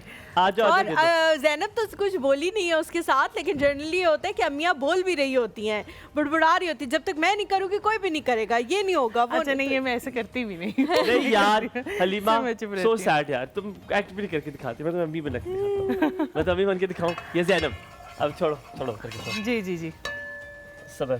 और मैं कह के थक गई हूँ कि कितनी दफा कहूँ क्या, नहीं कैसे कहूँ, कैसे कहूँगा? बाहर आ रहे तेल। ये मेरी मामा ऐसे करती है। हमारे साथ नादिया, अस्सलाम वालेकुम। Good morning Nadia. वालेकुम सलाम, गुड मॉर्निंग। कैसे आप सब? माशाल्लाह ठीक है। बिल्कुल नहीं ठीक, आप छोड़िए, अल्हम्दुलिल्लाह। आज आप मैं कैसे आपको हो? नहीं, आज मैं उनको आई लव यू कहूंगी। क्या है तू? आप गिले से क्यों ना किया करें? आपको पता 2 दिन से तेरे से- आपको देख नहीं रही। तेरे से ही तो आदत पड़ी है ब्रो, आपसे आदत मैं- पड़ी मुझे। ये सारी आदतें मेरे से आपने लेनी है क्या? सारी बुरी आदतें बुरी आपके नाम। आदतें। अरे बात ही देख रहे भाई की कैसी बात कर रही है। मैं भाई खत्म हो गया कल, हमारी ये आप समझे ये रिश्ता खत्म हो चुका है ये मेरा और ऐसे ही आपका। है, छोड़ो इसे, तब वो ना वाली करो। भाई ऐसे ना किया करें। मैं बता रहा हूँ सच में, तुम्हारा नाम मैंने जिस कागज पे लिखा था उस कागज को मैंने रेजा रेजा फाड़ कर के दिया है। फेंक दिए। मैंने वो कागज उठा ली है। उठा के पास ही रखो, मैंने नहीं रखना। बस जैनब खत्म हो गई है, समझ आइए तुम्हें। ना इस तरह ना किया करें। 2 दिन पहले केबल खत्म। पे आप लोग को नहीं देख रही। बेशक ना देखो, मेरे को कोई मसला नहीं है। नहीं है। मुझे मसला है। और सुना ठीक ठाक है? बारिश हो रही ठीक है? ठाक इधर बहुत अल्हम्दुलिल्लाह। यहाँ भी हुई है लेकिन रात को, अभी सुबह में नहीं हो रही। अच्छा मुस्कान आती। कुछ लोग ये माँ तो बातें करती है ना, तो कुछ घरों में ना दरवाजे तोड़े जाते हैं। क्या मतलब? कुछ घरों में दरवाजे तोड़े जाते हैं, जोर जोर से जब किसी को गुस्सा हाँ होता है ऐसे। मुझे भी अभी दरवाजों, कुछ रिसेंटली दरवाजों से पता लगने लग गया है कि अच्छा फलाने की फलाने से लड़ाई हो रही है। दरवाजे की आवाज से मुझे पता लग जाता है फलाने की फलाने से लड़ाई हो रही है। ये ला। हाँ। आज क्या पक रहा है? आज पकड़ा है चिकन 65।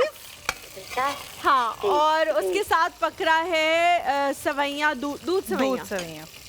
सही है। बोली भाई आपने करी सुनी तारी? कौन वली भाई? मेरा नाम हुमायूं है। मैं नहीं पता, मुझे नहीं ये नाम था। मुझे वली भाई साहब ज्यादा बस था। मेरा नाम हुमायूं है, हुमायूं। बस मुझे कल नहीं के बाद नाम हुमायूं हूं मैं आपके लिए। कोई वली सली नहीं, वली होगा कोई और। देखा है फिर मेरा ज़र्फ देखा है। चेंज हो गया। आपको तो इतनी दफा कहा है तो आपको तो एक दफा भी नहीं कहा था। देखा आप- मेरा ज़र्फ देखो हाँ तुम जर्फ लोग। देखो, पिट कि- पिट के तुम लोग से करो। जर्फ चल चल यहाँ तुम लोग से इसकी तारीफ करते हो, मैं खुश होती हूँ। कल एक दफा तुमने मुझे आई लव यू बोला, जल भुन के अंदर से भी इसी रंग का हो गया जिस रंग का बाहर से। मुस्कान अभी बात नहीं, ये टैटू से आगे जाते ही नहीं है। क्या?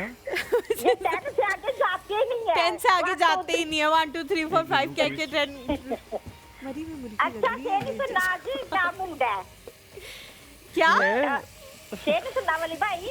हाँ। आज मैंने आपसे सुनना है। मैं क्या? कुछ वली कौन है? मैं हुमायूं में कुछ नहीं सुना रहा, ख्याल रखो अपना। मैं वालिमा से बात करो, वालिमा सुनाएगी शेर। मुस्कान आप ही देख ले, नाराजगी मैं बर्दाश्त नहीं कर सकती। करो आप बेटे लोगों की। करो, अब करो। तुम लोगों ने उसको मोहब्बतों की आदत ही ऐसी डाल दी है ना कि अब वो तुम लोगों को हर जगह जलील और रुस्वा कर रहा है। वली भाई मुझे ना किसी ने मुझे कहा कि तुम्हारी ना झील जैसी आंखें। बात तो आने लगी आपको, झील जैसी आंखें तुम्हारी। तो मैंने कहा कि डूब जाए। आगे से मुझे क्या जवाब आया? क्या हुआ? क्या हुआ? वली भाई आगे से मुझे क्या जवाब आया? क्या आया? गैस करे क्या आया होगा? मुझे क्या पता, मैं क्यों बताऊं? हलीमा से पूछो। मुस्कान आप क्या बताएंगे? तुम्हारी मर्जी। जो नहीं भी नहीं, जवाब बहुत दे दो। सगी हो ना, क्या जवाब आया होगा बताओ ना। मुस्कान आप ही बताए ना, कुछ गैस तो करें। डूबने के लिए थोड़ी कर देखता है बंदा आंखें, तैरने के लिए देखता है। हाँ, ये सही गैस किया, बिल्कुल सही। झूठ बोल रही है। सोना। ख्याल रखना तेरी अपना। वाली में jealous अल्लाह हो रहा। हाफिज़। ड्रेस नंबर बता दूं, कॉल लेंगे। शहनाज जी। शहनाज है। बहुत भूख लग रही है देख के, एक थोड़ा सा नान थोड़ा सा और अस्सलाम खा लो। वालेकुम जी। अस्सलाम वालेकुम। वालेकुम अस्सलाम। कैसी हैं क्या आप? हाल चाल है? ठीक ठाक है? अल्हम्दुलिल्लाह, अल्लाह का शुक्र। आप कैसी हैं? आज दोनों आप ब्लैक में इतने प्यारे लग रहे हैं ना। थैंक यू, बहुत शुक्रिया बहुत शुक्रिया। अच्छा मुझे ये नहीं समझ आ रही कि हुमायूं के जो कंधों पे ये एम्ब्रॉयडरी है या क्या है, ये क्या चीज है? जरा नजदीक से वेरी वेरी नाइस। अच्छा दिखा दे यार, ये आप सही कह रही है। ये मैंने शर्ट सिर्फ इसलिए खरीदी थी कि बड़ी डिफरेंट सी टी शर्ट है। ये दिखा दे फखर भाई, अगर आप। बड़ी प्यारी लग रही है। Thank you so much. ये मैंने बाहर से लिया था बिकॉज इसके ऊपर ये एम्ब्रॉयडरी बड़ी अच्छी थी, तो पार्टी शर्ट थी, तो मैंने कहा चलो यार पहन लूंगा, अच्छी लग रही है। हाँ नहीं बहुत प्यारी लग रही है, और मुझे लगता है इस पे सीक्वेंस लगे हुए हैं या पता हाँ नहीं कुछ सीक्वेंस से, सीक्वेंस हाँ के बीड्स और सीक्वेंस ही लगे हुए हैं। हाँ, वही सही लगे कह हुए रही हैं। हैं आप। हाँ बड़े प्यारे लग रहे, दूर से थैंक तो यू, बहुत प्यारे लग रहे। बहुत शुक्रिया, अल्लाह सलामत रखे आपको। अच्छा मैंने जैनब से भी बात करनी है। जैनब क्या हाल है आपका? जी मैं ठीक ठाक, आप बताएं कैसी हैं? आप ऐसा किया करें, जो चीजें आप बना रही होती है ना, हमायों के पहुंच से दूर रखा करें। नहीं नहीं हाथ मार मार के ये बंदा उठा और आधे टेस्ट तो यही खा जाते हैं बनते बनते। सही बात है। पर मैं घर में भी ऐसे ही हूँ। वो मेरी अम्मी होती ना, तो मेरी अम्मी कहती है सारी बरकत उड़ा देती। मेरी अम्मी यही कहती है मुझे। मैं इसको 10 दफा बात कह चुकी हूँ कि मेरी मामा तो हाथ नहीं लगाने देती। मेरी अम्मी को बहुत गुस्सा आता है, मैं खाती हूँ कहती है ना करो बरकत उठ जाएगी। मैंने कहा टोटल 3.5 बंदे, कौन सी बरकत करनी है आपने इस खाने में? नहीं, और दूसरी बात यह है कि आपने जो आज गेस्ट बुलाए हुए हैं ना, तो मुझे लगता है कि आज तो हेलो जी सुन रहे हैं, हम सुन रहे हैं, आवाज आ रही है। जी मैं कह रही हूँ कि आज आपने जो गेस्ट बुलाए हुए हैं ना, सबके तोपों का रुख इनकी तरफ है। क्यों? बस बेचारे जिन जिन के नहीं ना काम हो रहे, वो अब सारे इन्हीं से गिले शिकवे कर रहे हैं। हाँ ये बात है, बेचारे ये तो सुनते रहते हो आदत होती है। लेकिन देखिए प्रॉफिट हो, कहने लगे आप क्या? मैं कह रहा हूँ प्रॉफिट जब होता है तो वो लोगों का होता है, नुकसान जब होता है तो हमारे ऊपर डालता है। कभी किसी ने ये नहीं कहा कि मुझे 1 करोड़ फायदा हुआ है इनका तो आज हमसे 10 रुपए ले ले, लेकिन नुकसान अच्छा हो बड़े जाता है। बस ये तो बातें ना करें आप। वैसे कहते हैं कि हमें जब फायदा होता है लोगों को, तो फायदा लोग का होता है, नुकसान होता है तो कहते हैं जी आपकी वजह से हुआ है।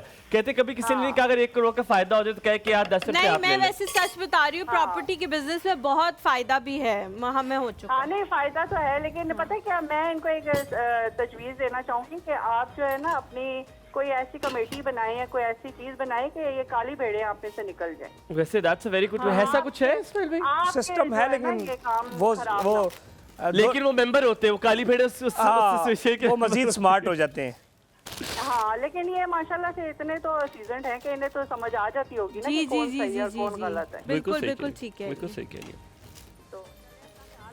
Thank you ji, thank you so much for calling. हम लोग यहाँ पे एक छोटा सा ब्रेक लेते हैं, ब्रेक के बाद जब वापस आएंगे तो हम सवैयां भी बताएंगे और साथ में चिकन की रेसिपी भी आप लोग। लेकिन आपने अगर दिन का खाना खाना, दिन के खाने के बाद आपने वाइटल टी का लेमन ग्रीन टी रात के खाने के बाद पियेंगे हम इंशाल्लाह। आप करें वापस, ठीक है? आप लोग छोटा सा ब्रेक लें, वापस आए जल्दी से।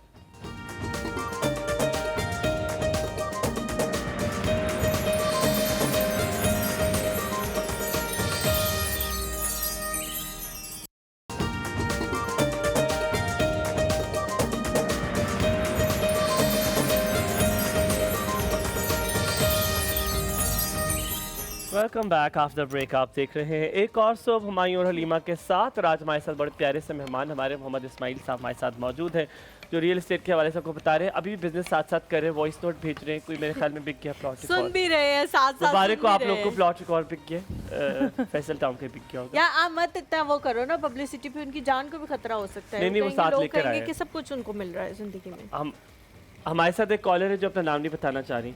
अस्सलाम वालेकुम। वालेकुम सलाम, क्या हाल चाल है? ठीक है जी अल्हम्दुलिल्लाह, आप कैसी हैं? ठीक, आप कैसी हैं? जी अल्लाह का शुक्र है। मैं इस्माइल भाई से बात करना चाह रही हूँ। अच्छा भाई से, ठीक है बात कर लें।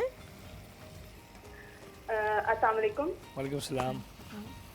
इस्माइल भाई, मेरा ये क्वेश्चन है कि अगर एक दुकानदार आज से 10 साल पहले या 20 साल पहले आपको 7 लाख रुपए पगड़ी पे एक जो शॉप है वो आपसे मतलब लेता है, ठीक है, और 10 से 20 साल बाद वो कहता है जी अब कीमत 1 करोड़ में आपसे लूंगा, तो इसके कोई रूल है अकॉर्डिंग? मैंने सुना है कि कोर्ट में तो ये चीज़ जस्टिफाई पगड़ी की सिस्टम नहीं होता है, और अगर आप कंटोनमेंट के एरिया में रह रहे हैं तो उसका क्या रूल है कि अगर एक बंदा 10 साल पहले आपको 7 लाख रुपए एक दुकान की पगड़ी देता है और वो 10 या 15 साल बाद आपसे 1 करोड़ डिमांड करता है, तो क्या ये ठीक है? आप रुकिएगा, आपसे शायद इस्माइल साहब कोई सवाल पूछना चाहे, कुछ पूछना चाहते? देखिए जी, ये जो आपने सवाल पूछा है ये चूँकि लीगल चीज़ें नहीं, अगर तो एग्रीमेंट्स हुए हैं इसके, नहीं दुकान आपकी है उसकी है किसी और की है? जी दुकान हमारी है। दुकान आपकी है, आपने किराएदार को दिया हुआ था? नहीं, मुझे लगता है मैं समझाऊं, आपने ये कहा कि दुकान आपकी थी और किसी ने आपको 10 लाख पगड़ी दी थी, फिर वो चला गया, गायब हो गया, अब वो कह रहा है उसके एवज आपको 1 करोड़ दे, ऐसा ही है? नहीं, वो उस पे रह रहा था, पगड़ी की रकम उसने 7 लाख रुपए दी थी और वो किराए पर मतलब दुकान का सिस्टम चल रहा था, ठीक है। अब इतने अर्से बाद अगर दुकान और मकान मालिक मकान बेचना चाह रहे हैं तो वो कहते हैं जी 1 करोड़ रुपया लेंगे एक दुकान का वापस देने के, आपसे वो 1 करोड़ रुपया मांग रहा है, जी, जबकि हम ये कहते हैं कि आपका हमारा जो एक नॉर्मल स्टाम्प पे लिखा हुआ है 7 लाख रुपया लिखा हुआ था या 10 लाख लिखा हुआ था, तो चले आप वो ले लें अपनी जो आपने दी थी पगड़ी, तो लेकिन ये 1 करोड़ किस तरह हाँ जी बनता है, तो वो और बहुत मामूली किराए पर वो हैं, कोई उनका किराया भी नहीं है, तो इसका क्या रूल है? इसका यही है कि आप इसका अदालत के पास जाएंगे, स्टे लेंगे, देन आपके हक में फैसला आएगा, देन पुलिस आके उसको निकाल देगी, इसके अलावा इसका कोई हल नहीं है। पर स्टे के बाद ये हो जाता है का कोई केस होता है, पर इससे पहले कि वो स्टे ले, आप स्टे ले लें ताकि वो उसको फिर तो नहीं, रुक जाता अगर है। आपके पास स्टाम्प है और उस पर 7 लाख रुपए लिखा हुआ है और चीजें हैं तो आपके हक में फैसला हो सकता है, वकील थोड़ा सा तगड़ा कर ले, ये हो सकता है। बिल्कुल स्टाम्प है, हाँ स्टाम्प है तो उसी बेस, और आपके पास ओनरशिप भी तो है ना शॉप की। जी जी बिल्कुल, मलकियत भी है। आप उसको सबसे पहले एक नोटिस दें, जो कि वो बाकायदा एक नोटिस हो, कॉल नोटिस होता है कि जी हम आपको निकालना चाह रहे हैं, वो 3 नोटिस या 2 नोटिस हो, वो साथ लगा के आपका केस जो है वो अदालत में पुटअप होगा, दैन अदालत उसको एवोक्यूएट करेगी, खाली करने का आर्डर देगी, तो पुलिस जाके उसको खाली करा सकती है। लेकिन इस्माइल भाई ये सुना है कि उसमें तो सालों साल केसेस चलते हैं अदालत में। सालों साल नहीं चलते ना, कि देखें कितने करोड़ की प्रॉपर्टी है, खैर 5-10 लाख रुपए तो बिजनेसमैन के तौर पे सोचे ना, 5-10 लाख रुपए लगा लेना अच्छे वकील पे, मतलब करोड़ थे देना है तो 10-15 लाख कितने दे दो तो थोड़ा कम हो जासी। चले अल्लाह ताला आपके लिए आसानी करे, आपके लिए आसानी अल्लाह करे, ताला आपके लिए आसानी करे। ये कोर्ट केस है, ये कोर्ट केस है, कोर्ट केस होगा ही तभी ठीक होगा। अच्छा लेकिन इस्माइल भाई पहले हम ज़ैनब से होने पे मैं आपसे पूछूंगी कि बहुत सारे लोग अपनी प्रॉपर्टीज़ किराएदारों को दे के बहुत मसले में आ जाते हैं, तो उस वक्त क्या करना चाहिए? इस हवाले से भी आपने थोड़ा गाइड करना है कि जिससे आपने कहा स्टाम्प है आपके पास ओनरशिप है, उस वक्त क्या क्या करें? क्योंकि उस वक्त हमें जल्दी होती है कि हाँ किराएदार ज़्यादा अच्छे पैसे दे रहे हैं तो बस दे दो, मुकाओ इस चीज को। और कुछ अर्सा ज्यादा देर तक अगर वो रहे भी ना कुछ सालों में तो फिर कब्जा बन जाता है, वो कब्जा करना शुरू कर, बल्कि शायद एक रूल भी था कि इतने साल हो जाए तो फिर कुछ आई रिमेम्बर, मतलब आप इजीली किसी टेनेंट को घर से नहीं निकाल सकते जोरे बाजू, इवन पुलिस भी नहीं निकाल सकती। जी जी, अदालत फैसला देगी, लेकिन उसमें ये होता है कि हम चूंकि अपने एग्रीमेंट्स को बाकायदा तौर पर रिन्यू नहीं करते, एग्रीमेंट्स को हम आगे जो है वो जमा नहीं कराते अदालत में, और एग्रीमेंट्स जो मकामी कौंसल होता है या पुलिस में स्टेशन में वहाँ उसका इंदराज नहीं कराते। अच्छा, हम बस 500 रुपये स्टाम्प पेपर तक, 500 रुपए भी आपने बहुत बड़ी बात कर दी है, 50 रुपए के स्टैम्प पेपर, 50 का स्टाम्प पेपर, जब तक आप लीगल नहीं चलेंगे तब तक नहीं होगी चीज है ना। अब कहाँ तक पहुँच गए? मैं अब सेमिया स्टार्ट करी हूँ, लेकिन इससे पहले जो है चिकन 65 की मैं रेसिपी बता देती हूँ। आज सवैयों का जो रेजा हुआ होगा मुक्के में, अल्लाह माफ करे, छोटी छोटी सवैयां होंगी। हाँ, गुस्से में सवैयों को जो मरोड़ा गया होगा, छोटी ही अच्छी लगती हैं। आज सवैयों को मोड़ा गया होगा, तोड़ा गया होगा, बेचारियों की आज आखिर आई है। इस तरह से है कि इसकी जो चिकन है, बोनलेस चिकन, इसको हमने लिया है किलो, और उसके अंदर हमने जो है पहले मैरिनेशन की है, उसकी कोटिंग बनाई है, जिसमें कॉर्नफ्लावर, मैदा और एक अंडा, फिर चिकन गार्लिक और जिंजर पेस्ट जो है हमने इसके अंदर डाल ली, और उसके बाद इसको फ्राई कर लिया था, डीप फ्राई, उसको निकाल लिया था। और फिर उसके बाद मैंने ये किया कि ऑयल लिया अलग पैन में, और उसके अंदर फिर मैंने टमाटर जो चॉप किए हुए थे वो ऐड किए हैं, लहसुन अदरक का पेस्ट ऐड किया है, फिर वही चिकन जो हमने कोटेड चिकन फ्राई की थी वो ऐड करने के बाद फिर हमने जो ये मसाला था मलका का 65 चिकन जो इसका नाम है, वो हमने इसके अंदर ऐड कर दिया था, और फिर उसके बाद हमने दही डाला। अच्छा, लास्ट में हमने जो है जर्दी का कलर देना है, सिर्फ इसको कलर देने के लिए, ऑप्शनल है, अगर आप ऐड करना चाहें तो आप कर सकते हैं, ना भी करें तो कोई मसला नहीं है। और इसको थोड़ा सा पानी डाल के आप थोड़ी देर इसको ढक के रख दें, ताकि जो टमाटर हैं वो भी गल जाएं और इसकी जो प्यूरी है वो बहुत अच्छे से जो है वो बन जाए। ठीक है, और ये फिर उसके बाद इसको भून ले तेज़ आंच में, तो ये तैयार हो जाएगा। ठीक है, अब इसके लिए सेमियों के लिए मैंने मलका की ही सेमियाँ ली हैं, और उसको घी में मैंने बहुत अच्छे से जो है इसको मैं फ्राई कर लूँगी तेज़ आंच पे ही, और थोड़ा सा मैं देखूंगी कलर चेंज हो गया है तो मैं इसके अंदर दूध जो है 1.5 लीटर इसमें ऐड कर दूंगी। फिर उसके बाद मैंने यहाँ पे काजू चॉप किए हुए 12 से 13 अदद, बादाम चॉप किए हुए हैं, बादाम भी जो है वो आधा कप है, लेकिन हम पहले इसके अंदर दूध में डालेंगे और थोड़ा सा गार्निशिंग के लिए बादाम है आधा कप। हाँ जी, बादाम, और यहाँ पे किशमिश भी मैंने आधा कप ली हुई है। अच्छा, चीनी अपने हिसाब से डालें, यहाँ पे मैंने चीनी जो है वो हाफ कप ली है अपने टेस्ट के हिसाब से। कुछ लोगों को जो है मीठा बहुत ज़्यादा पसंद करते हैं, कुछ लोग ज़रा हल्का मीठा पसंद करते हैं। सवैयों में शहद डलता है? हाँ जी, शहद भी डलता है। हाँ, डलता है। उसकी क्वांटिटी फिर थोड़ी सी ज़्यादा होती है, क्योंकि शहद जो है वो इतना मीठा नहीं होता जितनी हमारी चीनी मीठी होती है।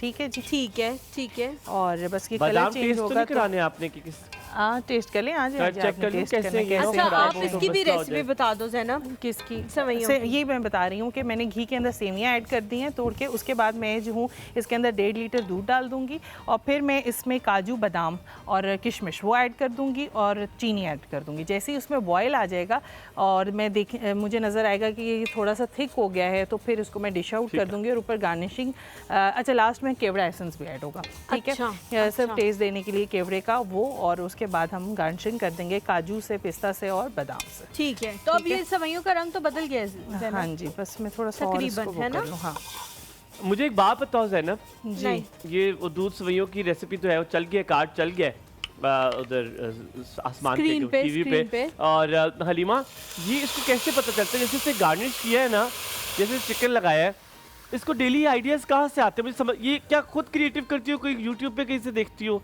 ये कैसे आता है? मैंने क्वेश्चन नहीं सुना इसका कि आप ये रोज कैसे सोचती हो कि आज मैंने चिकन इसको इस तरह गार्निश करनी, ये कैसे आइडिया आता है? नहीं ये तो चलेंगे, रेसिपी तो उस बॉक्स पे थी तो मैंने उसी तरह उसी हिसाब से बनाई है जिस तरह से मलका की डब्बे पे बनी हुई थी।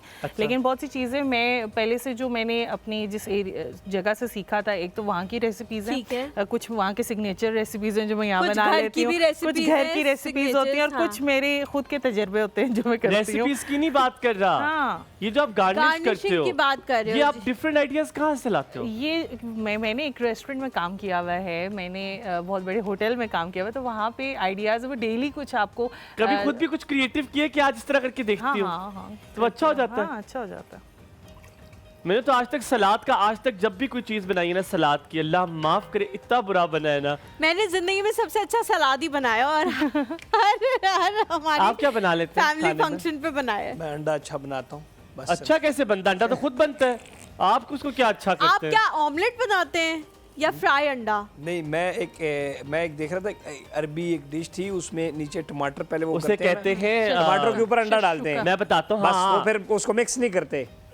शेख शाह, हाँ वो चीज बनाता हूँ। हम लोग बहुत नहीं जी, वो तुर्की का बिल्कुल भी नहीं है, वो अरब डिश है, शेख शाह, और हम बहुत शौक से खाते हैं। मेरी अम्मी बहुत अच्छी बनाती है, उसमें शिमला मिर्च भी होती है, अच्छा पता है, मैंने एक दफा वो बनाया, मैंने एक दफा बड़ा शौक से वो देखने के बाद बनाया, लेकिन वो इतना अच्छा नहीं बना था। अच्छा चलो, मैं तुम्हें ये करता हूँ, तुमने कहा था तुम्हें घर की दावत दूँ तो मेरे घर पे नाश्ते पे आ जाना। तो हम आलू कीमा बहुत अच्छा बनाते हैं, हम आलू की भुजिया बहुत अच्छी बनाते हैं सुबह, और हम शेख शाह बनाते हैं बहुत अच्छा, और हम पराठे घर पे बनाते हैं। मैं आपको किसी दिन ब्रेकफास्ट पे दोनों को बुलाता हूँ, ज़ैनब और आपको, रुबेल को। ठीक है, इम्तियाज का लिए तुम्हारे पास खर्चा नहीं होगा, इतना आटा कहाँ से लाएंगे? इस्माइल भाई मुझे बताएं, बहुत सारे जो लोग हैं बाहर के ममालिक में रहते हैं और यहाँ आके इन्वेस्टमेंट करना चाहते हैं, क्योंकि बाहर ममालिक में जब आप एक उम्र से ज़्यादा बढ़ जाते हैं तो फिर आप कहते हो कि यार कोई एक्टिविटीज़ नहीं है, काम भी ख़त्म हो गया है, बच्चे अपनी अपनी ज़िंदगियों में मसरूफ़ हो गए, अब पाकिस्तान जाके रहना है।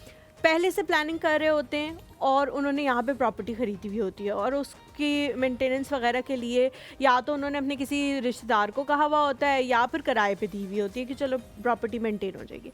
जब वो यहाँ अपना बोरिया बिस्तरा बांध के आ जाते हैं तो उन्हें पता लगता है उनकी प्रॉपर्टी तो अब उनकी रही नहीं, क्योंकि जो उसकी टेक केयर कर रहा था या जो किराएदार थे वो उस पर चस्पा हो गए, अब वो कह रहे हैं अब तो ये प्रॉपर्टी हमारी है। तो अब उन्होंने किस तरह से प्रॉपर्टी ख़रीदनी है और उसको मेक श्योर कैसे करना है कि वो अगर बाहर के ममालिक में भी हैं और 5-5, 10-10 साल पाकिस्तान नहीं आ रहे, तब भी कानूनी तौर पे और हर चीज़ पे उनकी इतनी गिरफ्त होनी चाहिए कि यहाँ पे उनकी प्रॉपर्टी उन्हीं की रहे। देखें, एक तो यह है कि जो आपकी ज़मीन वगैरह है ना, या गांव है या ऐसा कोई जो टाउन्स टाइप जगह नहीं है, वहाँ पर आप इजीली किसी के घर पे कब्ज़ा कर सकते हैं। ठीक है, लेकिन वो जगह जैसे कि हाउसिंग प्रोजेक्ट्स हैं, जो मुस्तनद प्रोजेक्ट्स हैं, उसमें ये चीज़ पॉसिबल नहीं है कि आप किसी के घर की में कब्ज़ा कर लें, चाहे वो रिश्तेदार, वो जो उसका अलॉटी है उसको ही मिलेगा। और जब तक अगर वो मर भी जाए तो जब तक सक्सेशन लेटर कोर्ट ना जारी करे तब तक वो सोसाइटी उस बंदे को नेक्स्ट जो उसकी वरसा है उसको प्रॉपर्टी ट्रांसफ़र नहीं करती।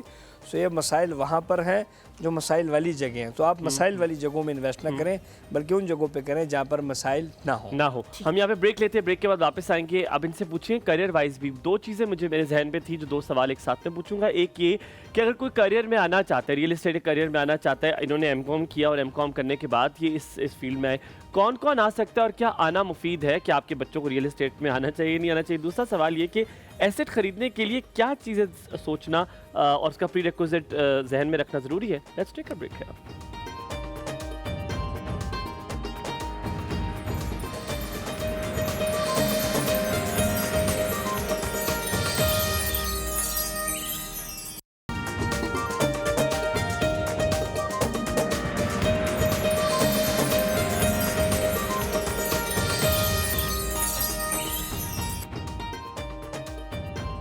Welcome back. आफ्टर ब्रेक आप देख रहे हैं एक और सब। करियर के हवाले से पूछा था आपसे, आप एमकॉम कर इस फील्ड में आए हैं, क्या कोई डिग्री ज़रूरी है? किस तरह आना चाहिए? क्या इंस्टिंक्ट्स, क्या ट्रेड्स, क्या हैबिटेट्स होने चाहिए एक इंसान में जिसकी वजह से आप रियल एस्टेट के बिजनेस में आ सकते हैं, और किसको नहीं आना चाहिए? देखिए, रियल एस्टेट जो है ये अब बाकायदा तौर पर एक इंडस्ट्री है, एक प्रोफेशन है, और इसमें आने के लिए सबसे पहले आप एजुकेशन ज़रूर लें ताकि आप मार्केट का जो डिफरेंस है और गैप है वो समझ सकें, आप सोशल मीडिया को समझ सकें। अगर आपने, एक होता है लगड़ बगड़ डीलर, भाई यहाँ लूर लूर फेर के काम करना है। एक होता है आपने कॉर्पोरेट सिस्टम अगर बनाना है, 400-500 बंदा रखना है और आप ग्रो करके एज अ कॉर्पोरेट बिजनेस करना चाहते हैं, तो फिर आपके पास इंफॉर्मेशन, पढ़ा लिखा होना, मीडिया को समझना, सोशल मीडिया को समझना, डेवलपमेंट को समझना, इंजीनियरिंग को समझना, मार्केटिंग को समझना, प्रोडक्ट्स को समझना, और सारों की प्रोडक्ट्स को समझना, क्या क्या प्रोडक्ट्स चल रही हैं, आपकी प्रोडक्ट क्या है, मार्केट का, आवाम का, कस्टमर का की जो नीड्स हैं वो समझना, देन उसके ऊपर आप काम करके एक सक्सेसफुल रियल्टर और फिर हर रियल स्टेट से आगे डेवलपर बंदा बनता है। ठीक है ना, मतलब ये एक स्टेप होती है। आपने डेवलपर बनना है तो आपने रियल स्टेट में एज एजेंट आना है। तो इसके लिए आपने एजेंट से शुरू किया था? जी, एजेंट से शुरू किया था। तो ये जो मुंह उठा के बिल्कुल आप कहते हैं ना कि बिल्कुल डल नल कुछ भी नहीं पता, आप आते हैं और फिर रिसर्च नहीं करते, पढ़ते नहीं है, फिर आप दुबई की रियल स्टेट को नहीं पढ़ते, न्यूयॉर्क को नहीं पढ़ते, आप पाकिस्तान के जो बड़े टाइकून्स हैं, आप चौधरी मजीद साहब को नहीं पढ़ेंगे, मलिक रियाज को नहीं पढ़ेंगे, DHA को नहीं पढ़ेंगे, तो आप रियल पर इस्माइल भाई, मैंने जो दूसरा सवाल आपसे करना था वो इसी से रिलेटेड है। अगर मुझे एसेट खरीदना है, हम रियल एस्टेटर तो कोई बन गया, ठीक है, मुझे एसेट खरीदना तो मुझे क्या चीज़ें जहन में रखनी है? जैसे मैं अब क्रेडिबल किसी भी सोसाइटी में करूँगा तो मैं फैसल हिल में कर लूँगा, फैसल टाउन में कर लूँगा, DHA में कर लूँगा, जहाँ पे मुझे लगता है जैसे सेंसिबल कि यहाँ पे करनी है। लेकिन उससे पहले अगर अभी कोई ऑडियंस बैठी है, सामने बैठी है, उन्होंने आपसे कांटेक्ट करेंगे, आपके फेसबुक पे चले जाएंगे, टिकटॉक पे चले जाएंगे, कांटेक्ट किया, लेकिन उससे पहले उनके पास क्या होना ज़रूरी है टू बाय? ऑफ कोर्स पैसा तो है, लेकिन क्या होना ज़रूरी है to buy a property? Asset खरीदने के लिए क्या सोच, क्या समझ होना ज़रूरी? देखिए, जब तक कस्टमर के ऑब्जेक्टिव नहीं है ना कस्टमर के पास, वो कामयाब नहीं हो सकता रियल एस्टेट में इन्वेस्ट करके। सबसे पहले कस्टमर को पता होना चाहिए कि उसकी नीड क्या है। ठीक है, आया उसने एक प्रॉपर्टी 10 साल के लिए खरीदनी है, आया ये, और ये हमारे सवाल भी यही होते हैं। हमारी जो टीम है वो ये सवाल पूछती है कि सर आपने इन्वेस्टमेंट क्यों करनी है और कब करनी है और कितने अरसे के लिए करनी है। ये 3 सवालों का जवाब अगर किसी कस्टमर के पास खुद भी नहीं है ना, वहीं पैसे सुट रहे हैं, फिर फ़ायदा को नहीं। आपको ये पता होना चाहिए कि मैं क्यों खरीद रहा हूँ, और फॉर एग्जांपल मेरे बच्चे की शादी है 20 साल बाद, तो मैं बेटी के लिए प्लॉट ले रहा हूँ, या मैं अपने बच्चे को पढ़ाऊँगा, UK भेजूँगा, उसके लिए ले रहा हूँ, या मेरे पास घर नहीं है मैं उसके ले रहा हूँ। अब एक बंदा है जिसके पास घर नहीं है, उसने घर बनाना है और वो फाइल लेता है, उसका कोई फ़ायदा नहीं है। उसको चाहिए कि वो कहीं पर जोड़ तोड़ करके तैयार प्लॉट ले और देन उसके ऊपर घर बनाए। मतलब लोगों को ऑब्जेक्टिव, ये जो मिसाल एक फ़ाइल है, अब एक बंदा कहता है जी मैंने 1 साल के बाद मुझे मेरे पैसे वापस चाहिए, और वो फाइल में हाथ डाले, तो फाइल तो आपको 4-5 साल लेगा टाइम। लोग इस चीज़ को नहीं समझते, और हम इसके ऊपर बड़ा क्लियर लोगों से बात करते हैं कि sir what is your motive, आप करना क्या चाह रहे हैं? आप रेंटल प्रॉपर्टी इंजॉय करना चाह रहे हैं, या लोग जी बस प्रॉपर्टी लेनी है जी, बस प्रॉपर्टी, फिर बस फिर हो सी फिर मतलब फिर तो तुम पता ही कुछ नहीं। मैं जब किचन में खड़ी हुई थी, मैंने आपसे सवाल पूछा था, लोगों को अपने लॉज के हवाले से पता ही नहीं है, और प्रॉपर्टी के लॉज बड़े मुख्तलिफ होते हैं, उसके हवाले से भी लोगों को नहीं इल्म होता, इसीलिए बहुत सारे मसलों में वो फंस जाते हैं। अब जिस तरह वो खातून की कॉल आई कि हमने जी रेंट पे दे दिया, और उसके बाद जो है बहुत सारे लोग इस तरह रेंट वाले मसले में भी फंस रहे हैं। तो रेंट के लॉज, क्या प्रॉपर्टी के लॉज एक ही जैसे हैं?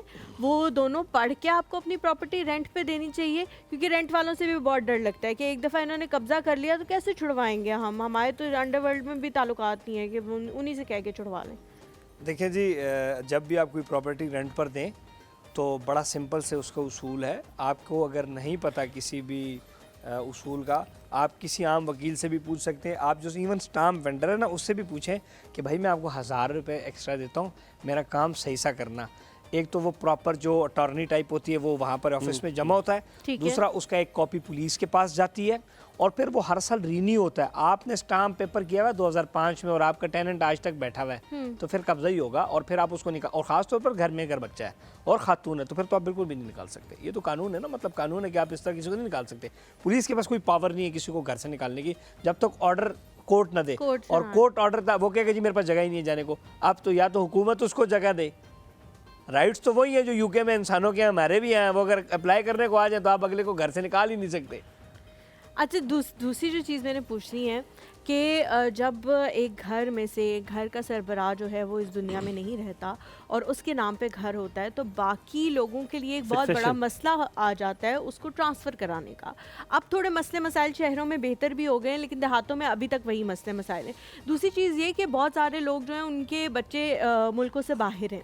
अब जैसे हुमायूं के फॉर सपोज कोई सिबलिंग्स हैं वो बाहर हैं और हुमायूं कह रहे हैं कि जी ये प्रॉपर्टी ट्रांसफ़र कर दें, तो वो कह रहे हैं नहीं जी, सबकी हाज़िरी मुमकिन बनाएं, उसके बाद ही ये सब कुछ हो सकेगा। इसके लिए भी आपको पहले से कोई हिकमत अमली अपनानी चाहिए ताकि वो चीज़ें आसान हो जाएं आपके लिए। विल का तो मैं उसको सपोर्ट नहीं करती, हमारे मज़हब में नहीं है जितनी मेरी समझ है, लेकिन उसके अलावा कोई और चीज़ है जिससे ये चीज़ें आसान हो जाएं, लोगों को पहले से ही पता हो कि हाँ जी इस तरह से कर देखें लें। जी, एक तो होता है ये जो एक मिसाल, एक बंदा कह जी वसीयत करती मतलब दो पुत्रन या एक बहुत अच्छा है तो या एक साढ़े यार मतलब थोड़ा शरारती बंदा कह रहे जरा अच्छे नु दे दो सारी प्रॉपर्टी, ये नहीं है कानून। हाँ जी, कानून कहता है एक बंदा मरा, ठीक है, बुजुर्ग मरा, उसके बाद आप कोर्ट में जाएंगे, पहले FRC निकालते हैं, कोर्ट में जमा कराते हैं, सक्सेशन लेटर बनता है उस प्रॉपर्टी का, कोर्ट ये फैसला करती है शरीयत के मुताबिक, कानून पाकिस्तान के मुताबिक कि किस किस बंदे को कितनी बेटी को हिस्सा मिलना है, और वो आप सक्सेशन लेटर जाके उस मतले का सोसाइटी या रिकॉर्ड सेंटर में जमा कराएंगे तो वो प्रॉपर्टी लॉक हो जाएगी टिल दैट तक, जब तक वो 3 बंदे या 2 बंदे नहीं आएंगे। इसमें से अगर कोई बंदा पाकिस्तान से बाहर है तो फिर पावर ऑफ अटॉर्नी, यानी कि एक बंदा यूके में तो यूके काउंसिल पाकिस्तान कौंसलेट या पाकिस्तान एम्बेसी जाएगा और वो पावर ऑफ अटॉर्नी आपको भेज सकता है, मुझे भेज सकता है कि मैं उसके बिहाफ के ऊपर उसकी प्रॉपर्टी को सेल कर सकता हूँ, या अपने भाई को भेज सकता है, किसी को भी भेज सकता है, दैन वो प्रॉपर्टी आगे सेल हो सकती है, अदरवाइज वो सेल नहीं हो सकती। वो सेल नहीं हो सकती। अच्छा, अभी रियल इस्टेट की जो डायनामिक्स है, अब स्टार्ट में बात कर चुके हैं, it is going at the moment बड़े स्टैटिक चल रहे हैं। अभी इन्वेस्टमेंट करने के लिए क्या राइट टाइम है? क्या सेल करने के लिए भी राइट टाइम है कि नहीं? क्या अभी आपको होल्ड करना चाहिए अपनी प्रॉपर्टीज़ को कि नहीं? It's the crucial time. ये डिपेंड करता है जगह टू जगह, आपने कहाँ जगह ली हुई है तो उस पर डिपेंड करता है कि आप उसे सेल करें कि ना। तो सेलिंग के बिहाफ पे जिन्होंने होल्ड किया हुआ है, जिन्हें पैसे चाहिए, बाहर निकलना है, कोई बिजनेस शुरू करना है, तो उन्हें बेचना चाहिए कि नहीं, या अभी टाइम है टू होल्ड इट? देखिए, आज से 3 साल पहले हम जितने इन्वेस्टर्स को कहते थे ना कि आप ये फ़ाइल मुझे दे दो, 20 लाख प्रॉफिट पे दे दो, तो वो कहते रहे मैं 30 पे दूंगा। 30 लाख प्रॉफिट रेट आता तो 30 पे दो, कहता नहीं 40 पे दूंगा। सो जब रियल स्टेट हाइप पे होती है ना, तो हम उस टाइम सेलिंग नहीं करते, उस टाइम हम बाइंग करते हैं। जबकि उस टाइम जूस कम होता है, उस टाइम आपको हाइप में सेल कर देना चाहिए माल। अब देखिए ना, पागलों की तरह हम क्या करें, दुबई में फ्लैट 20 लाख दिरहम का है, 15 लाख दिरहम, ये 3 लाख का तो कोई नहीं ले रहा था, 15-20 सारे ले रहे हैं, खुश भी हो रहे हैं कि जासिया 80 लाख दिरहम में, मतलब ये ख्वाब तक रहे ना। Same like real state in Pakistan, आज रियल स्टेट डाउन है, हर बंदा आता है सेल करने के लिए, ख़रीदार नहीं आ रहा, जबकि ये उल्टा होना चाहिए। इसी वजह से जब तक हमारे कंसेप्ट ही नहीं क्लियर, रियल स्टेट में लोगों को पता ही नहीं कि हमने इन्वेस्ट कैसे करना है, कब करना है, क्यों करना है, इसकी वजह से भी हम लोग नुकसान खा रहे हैं। हालांकि ये सेल टाइम नहीं है, लोग पैनिक सेल्स कर रहे हैं। हालांकि हर बंदा प्रॉपर्टी 10 साल के लिए खरीद रहा है, लेकिन उसको पता है कि अभी प्रॉपर्टी को जमा 4 दिन नहीं हुए, 4-5 साल तो रियल स्टेट को होल्ड करने का आम पीरियड है, बहुत कम पीरियड है, तो आप इसको भी थोड़ा सा और होल्ड कर लें। वो पैनिक हो जाते हैं, देखते हैं मुल्क के हालात होते थे कि खुद का धमाका हो गया था, ये होता कि मतलब इससे कोई फर्क नहीं पड़ता। रियल स्टेट ऊंची नीच चलती है, पॉलिटिकल स्टेबिलिटीज आती रहती है, मसाइल मार्शल लॉ लगा जनरल मुशर्रफ का, उसमें रियल स्टेट कितनी ऊपर गई, जरदारी का। So the dynamics changes. Thank you so very much, Ismail भाई। आज बहुत अच्छा लगा आपसे बात करके। It was a pleasure having you here. आपने बहुत कई चीजें सिखाई। Zainab, thank you so very much. Good dishes and Sumayya going to have it after the show. आप इंशाल्लाह ताला हमें इसी तरह हंसते मुस्कुराते देखते रहेंगे। कल आपसे दोबारा मुलाकात होगी। अपना बहुत सारा ख्याल रखिएगा। एक और सब हुमायूं हलीमा के साथ।